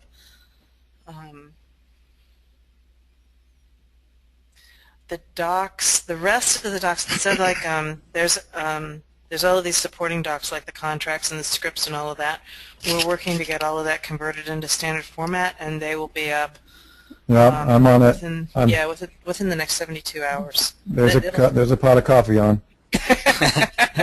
Yeah, typically the material will sort of come up like within 24 hours, 74 hours after the webinar. It just depends how long it takes to render out the videos, because I think this session has gone on for what, 3 hours? How long have we been? Yeah, 3 hours. Yeah. So you guys have got a bonus hour in already. Well, we were a little bit late on the call, so there's a little bump in there. Yeah. So yeah, there's tons of questions. Hang on, let's go ahead and vet all the questions. We might as well. Let's see what the record is for the longest go-to webinar being recorded. How can we determine what the minimum form fields should be? So in terms of the forms, we'll go over all of that tomorrow, what your forms need to look like to get your leads. Yeah. That's what you mean. Yeah, the trick about forms, I cover that in detail in tomorrow when we go through list segmentation. I've got a whole section built out specifically just on that whole topic, because there's two things that happen. One, people can't spell. And two, you want to acquire as little data as possible from the person to sell the lead. So if there's things that you can actually hard code in, i.e. with hidden fields, do that and have them hard coded in, because at least the spelling will be right. And we're going to be revealing also. I'll go ahead, Sue. I didn't know if you want to be. Well, I don't really want to get too much into that because we've still got a really long list of questions, and we will get into all of it tomorrow. Yeah, you don't even have to fill out your leads. Oh, sorry. Right. So how long tomorrow? I imagine it's going to be about the same amount of time. We've got a lot of stuff to cover tomorrow. How long can we hold an unsold lead before they go stale? Typically 72 hours, I'd say, at the most, though. Yeah, it depends on the industry too. But doesn't it depend on the industry, or is it the same everywhere? Hugely. The rule of thumb is you want to get that client off the market as fast as possible, because they've filled in forms everywhere else. Yeah. So the sooner you react, the sooner you can secure that lead. So if you've got a client you're passing leads to and he's sitting on his laurels and they're sort of going stagnant, you must still get paid. The best way to position yourself is to get paid for what you sent to him. So it's, sorry, Matt. Sue and I still implement the model. Like, I had a friend many years ago, Matt Gagnon. He's probably on this call. We were actually doing level 4, level 5 leads. We do have kind of a model like that. Depending on how much they've purchased and how old they are, there's variable factors based on their value and what they've actually purchased and how much you know about them. So we'll get into that a little bit more too in later modules. All right. So will you be doing the build and then presenting this tomorrow afternoon? We're actually going to go through the entire analysis and build with you guys so that you follow our trains of thoughts along the analysis, and then we'll build it out fast and get it up. Yeah. And you almost never see that. I was actually against doing it live, you guys, but Matt and Sue are crazy, so I'm really excited to be able to show you that stuff live. No, the primary reason why I want to do it live, and there's a very specific reason why I want to do it, is because I want to speak as I think out loud, so you can actually hear what I'm actually talking about or thinking about when I'm looking at things. Because I think if you watch over the shoulder type of effect, and you see how we be talking now that you got Russell and Sue on the call as well, there's going to be 3 different perspectives. And this is essentially what happens with certification, is you've got 3 different minds talking about 3 different things, which gives you a very holistic picture, okay? And because we're going local, we're not dealing with a market domination per se, okay? So we can actually focus on that area and we can move through pretty quickly, which means for you guys to build these sites, you can knock them out in an hour or 2 hours once you understand the process. With DWS, it's like bang, bang, bang. Job's done, it's up. Guys fill the content in, you publish it. And then you get your guys to go and sell the leads, okay? As they come in, you move to the next area and you do the same thing. So typically with a network like this, you could build out in 2 months and you can cover all those sectors on the primary things. So that's the primary reason I want to do it live, so you can actually get to see it's not something that takes months to do. You can do it. More questions, Sue? No. Okay, good. We should probably wrap this up because I want to make sure that we get the recording. Yeah. So we need to go ahead and talk about the return policy unapologetically. So this is it. Sue, did we come? You're your CEO, so what's the decision on the precise decision? So hang on a second, Matt. Hang on a second. That's okay. Is the one that he can go ahead. Yeah, go ahead. Matt. All right. I want to make sure there wasn't a change. So, if you guys, having been through this first day, if you're unhappy with the material that's being presented, if you don't think that this is the course that you were expecting or it's not right for you, email me before the webinar starts tomorrow, and I'll give you a refund. I can't. I'm sure that there are, yeah, so I'll just leave it at that. Was there anything else on the slide, Matt? We just put a few points in. Yeah, the main thing is that I want to emphasize the points, and again, that we do care about each one of our students. We work really closely. We spend many years educating the market. So first time we've done a live event, but here's the reasons we can't really provide a return past today. Okay, Sue said before the webinar tomorrow, I said till midnight tonight. This is the information that Matt used to build his business, and believe me, I've been getting training on some of these weak points of mine for the last 3 years. They're worth tens of thousands, and when we go to market with this product, when it's completely fleshed out, it will be way more than what you guys bought it for. So the next point is really that the templates, the themes, and I know we had some questions about when you get your themes. We're intentionally holding off on that for a moment because we know what happens. People go out, they start installing them, and as those of you who know our stackable system, it's not a good idea to do everything nonlinear, especially in this model. So all these things are really valuable, and we calculated last night, Sue and I did about $2,000 worth of stuff just in the tangibles alone, and most of it's the IP. All this information is proprietary, and those emails that I sent out where I said I'm not happy and they've lost their minds and all that, yeah, I mean, okay, they were slightly gimmicky, but the interesting thing is that it was actually really the truth with a little bit of an edge. I was kind of buffering my edge with it because I really feel like this is a live event, what we're doing right here, because this is normally the stuff that we do in a live event, and there are no refunds for the live event. Okay, so the information is proprietary and high level. So I think there's blah, and then there's blah blah. We normally teach this material, certifications, we reveal a lot. So that's the thing. Just want you guys to know we are committed to your success, and in order to commit, we just ask that you commit to us and make a decision. And if you're not happy, or it's not, a push-button automated system, if in my, neuromarketing methods I give you the impression that you're going to make money by tomorrow morning by doing this method, keep in mind we told everyone it'd probably be anywhere from 30 to 60 days. Okay, but we are going to show you how to do that. If it's not for you, then make a decision now, because we have called PayPal, and our refund policy is very clear. Okay, so no more refunds after. I said midnight tonight. Sue's a little nicer than me. So again, it's really coming from a place of integrity where I am trying to protect the assets that I have brought together as my team, and that Sue has brought together as her team, and Matt. So I hope that makes it clear, and I have no qualms with this, and we totally understand, and let's just leave it at that. And on the other side of this, I am really, really excited about showing you firsthand, and thank you for your patience. We had a little bit of an issue technically, but that won't happen again because now we're orienting all of our technology around this process. We've never tried to show you so much live.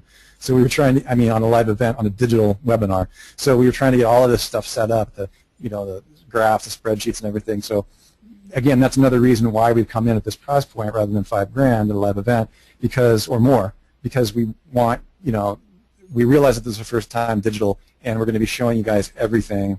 So I hope that makes sense. Is that clear? I hear a resounding yes in my mind. Okay.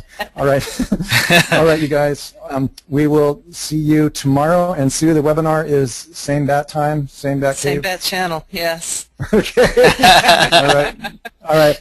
Russell Wright, everybody. Matt DeCruz, Sue Bell, we will see you on the Inside Members area. I'm staying up all night for you tonight to put the material in the members area. Excellent. Good night, everyone. Thank you, on the guys. inside. See you tomorrow. Cheers. Bye.